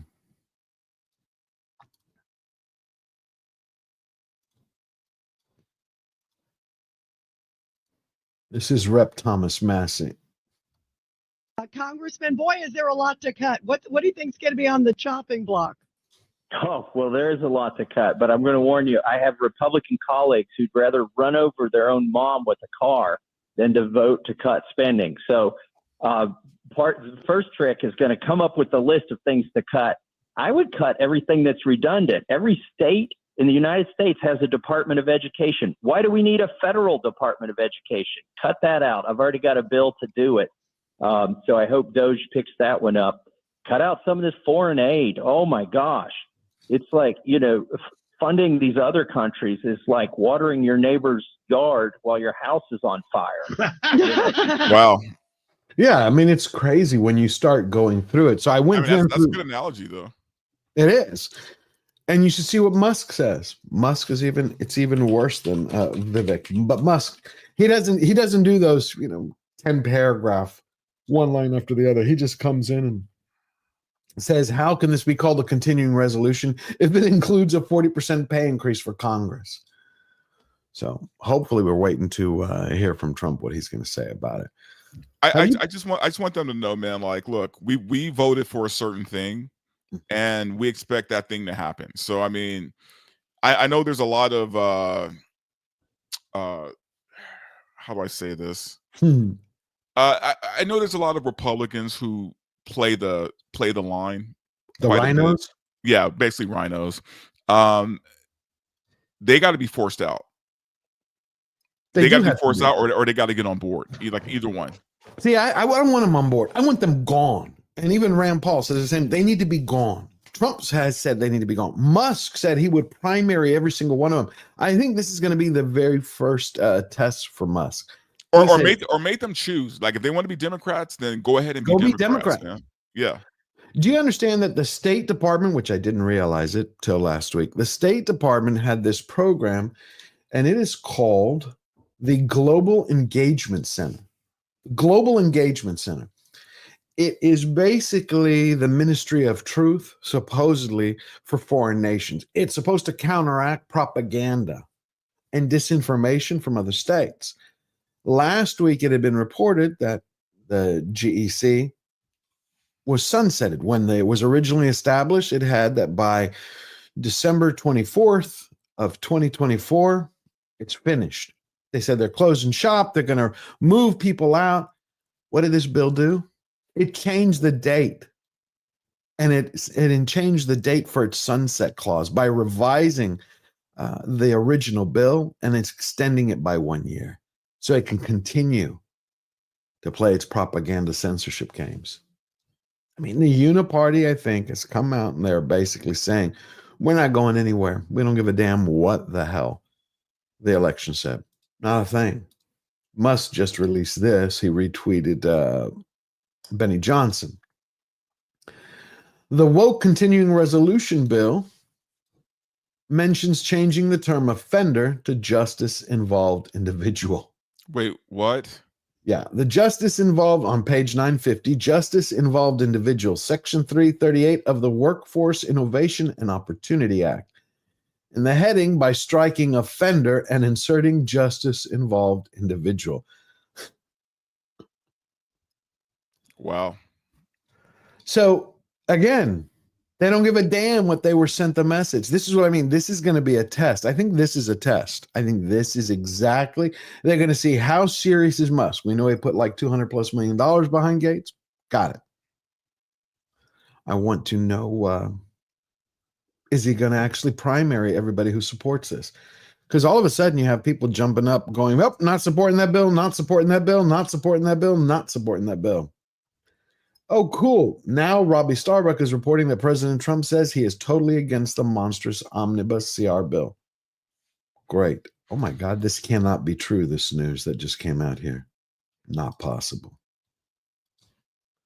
We're going to jump back to Hollywood real quick because no way.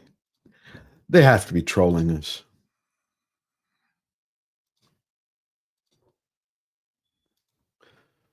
Christopher Nolan praises Gladiator 2. Wow. Favorite pick, huh? I did not see that coming. Wow. Perhaps no one in the filmmaking ecosphere understands and appreciates the accomplishments of filmmakers better than their peers, and no one articulates the wonders and achievements in more rewarding or greater detail.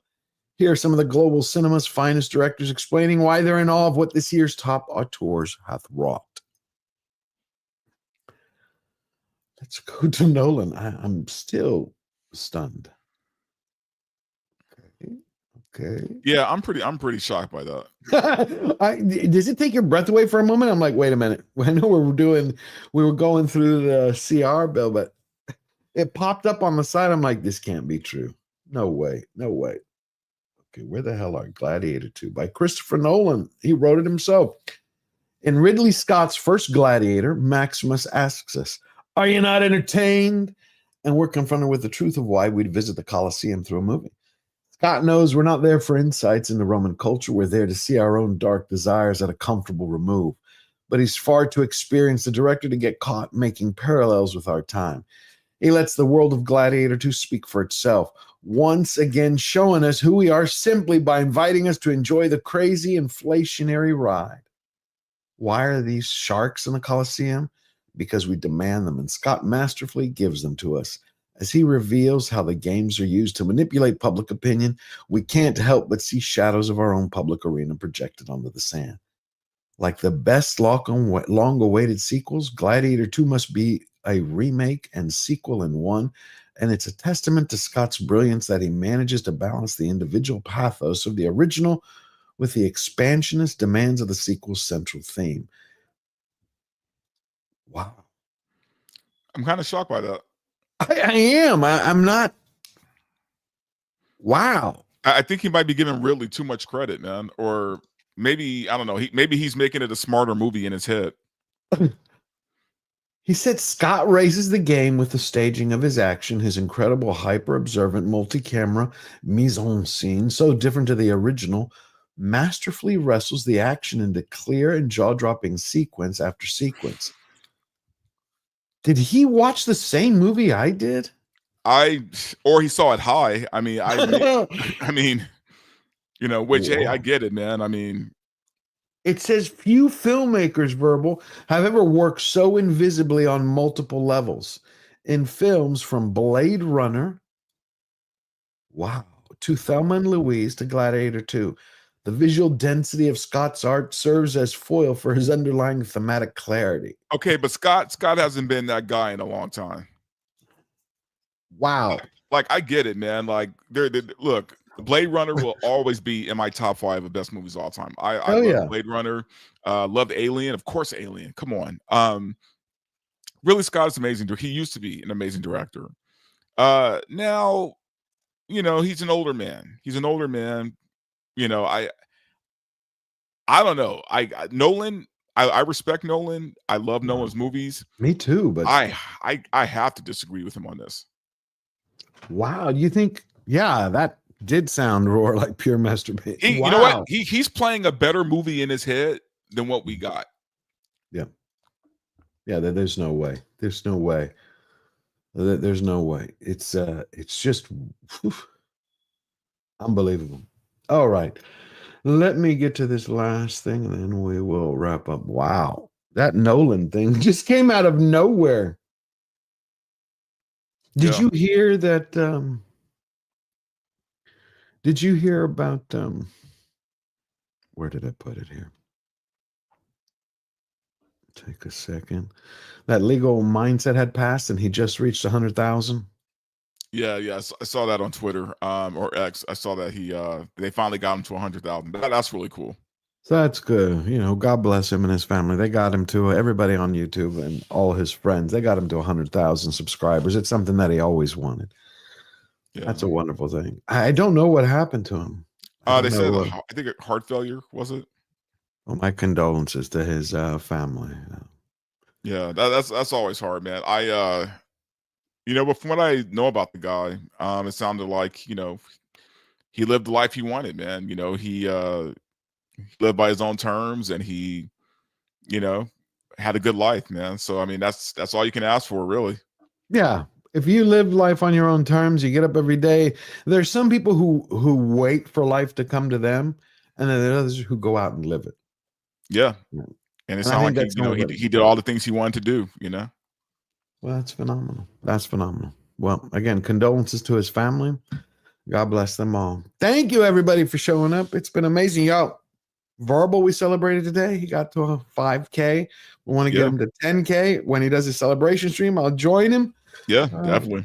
To legal, I'm glad he hit 100K to legal mindset. That's to you, my friend. I'm glad. I didn't know him very well. Streamed with him a couple of times, said hello. So I wish him the best. And all of your support, Mecca J, Lord Thoth, tell the mods. They're amazing people. Olaf, Eric K, beautiful people. Couldn't do it without them. Sandra's here. Sandra and Sassy. Jose Taco. I hope everything went great. How did the wrestling go? I hope he won. I hope it all went wonderfully. And then this Saturday, like I said, we're going to do a member stream. We're going to have fun. And then Sunday, Slayer Nation. I have also a video coming out this Sunday. It's kind of like a Hollywood Rachel Ziegler thing. It's not purely Rachel Ziegler. And then I have the Harry and Meghan because they put out a polo series, which is the worst thing I've ever seen. Ugh. Do you ever watch any of that crap that celebrities put out, like Kardashians, Megans, just to see what they're doing? I mean, every now and then I'll kind of, check the loony bin and see what's popping, but yeah, not as much though. If you want to laugh, check out 5 minutes of the Harry and Meghan show to see cringe at its ultimate, where you have a pair of narcissists who are so full of themselves that they micromanaged every aspect of the 5-episode series, where they're barely in it, and they're trying to elevate the sport of polo to connect to everyday people, like everybody has, a few $1 million. My God. I can tolerate those people for a few seconds, man. There's no way I could watch a whole show with them. Do you ever meet people like that when you're in Hollywood? That you must bump across them. A lot. There's a lot. Like I always wondered how much of it is show, like for the cameras, and how much of it is real. The problem is, man, you have to remember that these people, especially the reality show people, they're always on, like not so much with actors and people like that, but the reality show people are always on. So you're never, ever, ever getting the real version of them. Gotcha. Wow. It's amazing. So what do you have coming up, my friend? Yeah, man. So got a few videos that are gonna come out between now and Saturday. Let's see, Saturday night, I'll probably, if I'm not doing Yellow Flash's show, then I will be having my after hours. And yeah, that's pretty much it, man. Oh, and I'm going to be a guest on the show Friday, MSK. I'm going to be on his show Friday. Cool. And yeah, we're just going to be doing a one-on-one and just chatting it up and having a good time. So yeah, that's pretty much my week. Yeah. And then Sunday, of course, back with you. Oh, wonderful. MSK, is that, do we have a link so we can share it with everybody? I don't have a link, but if you can follow him on X, it's just MSK, and Okay. he's a good guy. He's Cool. Yeah. Cool. So everybody go check that out this Friday. You got Verbal. He's going to be on MSK. And then we'll wait till he announces his celebration stream. We're going to have a lot of fun. We're back here this weekend. All righty. Blitzen, Jose Taco, Olaf, Dickie Ohms, everybody, Billy Bob, I wish you all have a wonderful day. Have a blessed week. To win every battle and stay true to yourself, all you have to remember is that we never bow down. We never bend the knee. Always forward.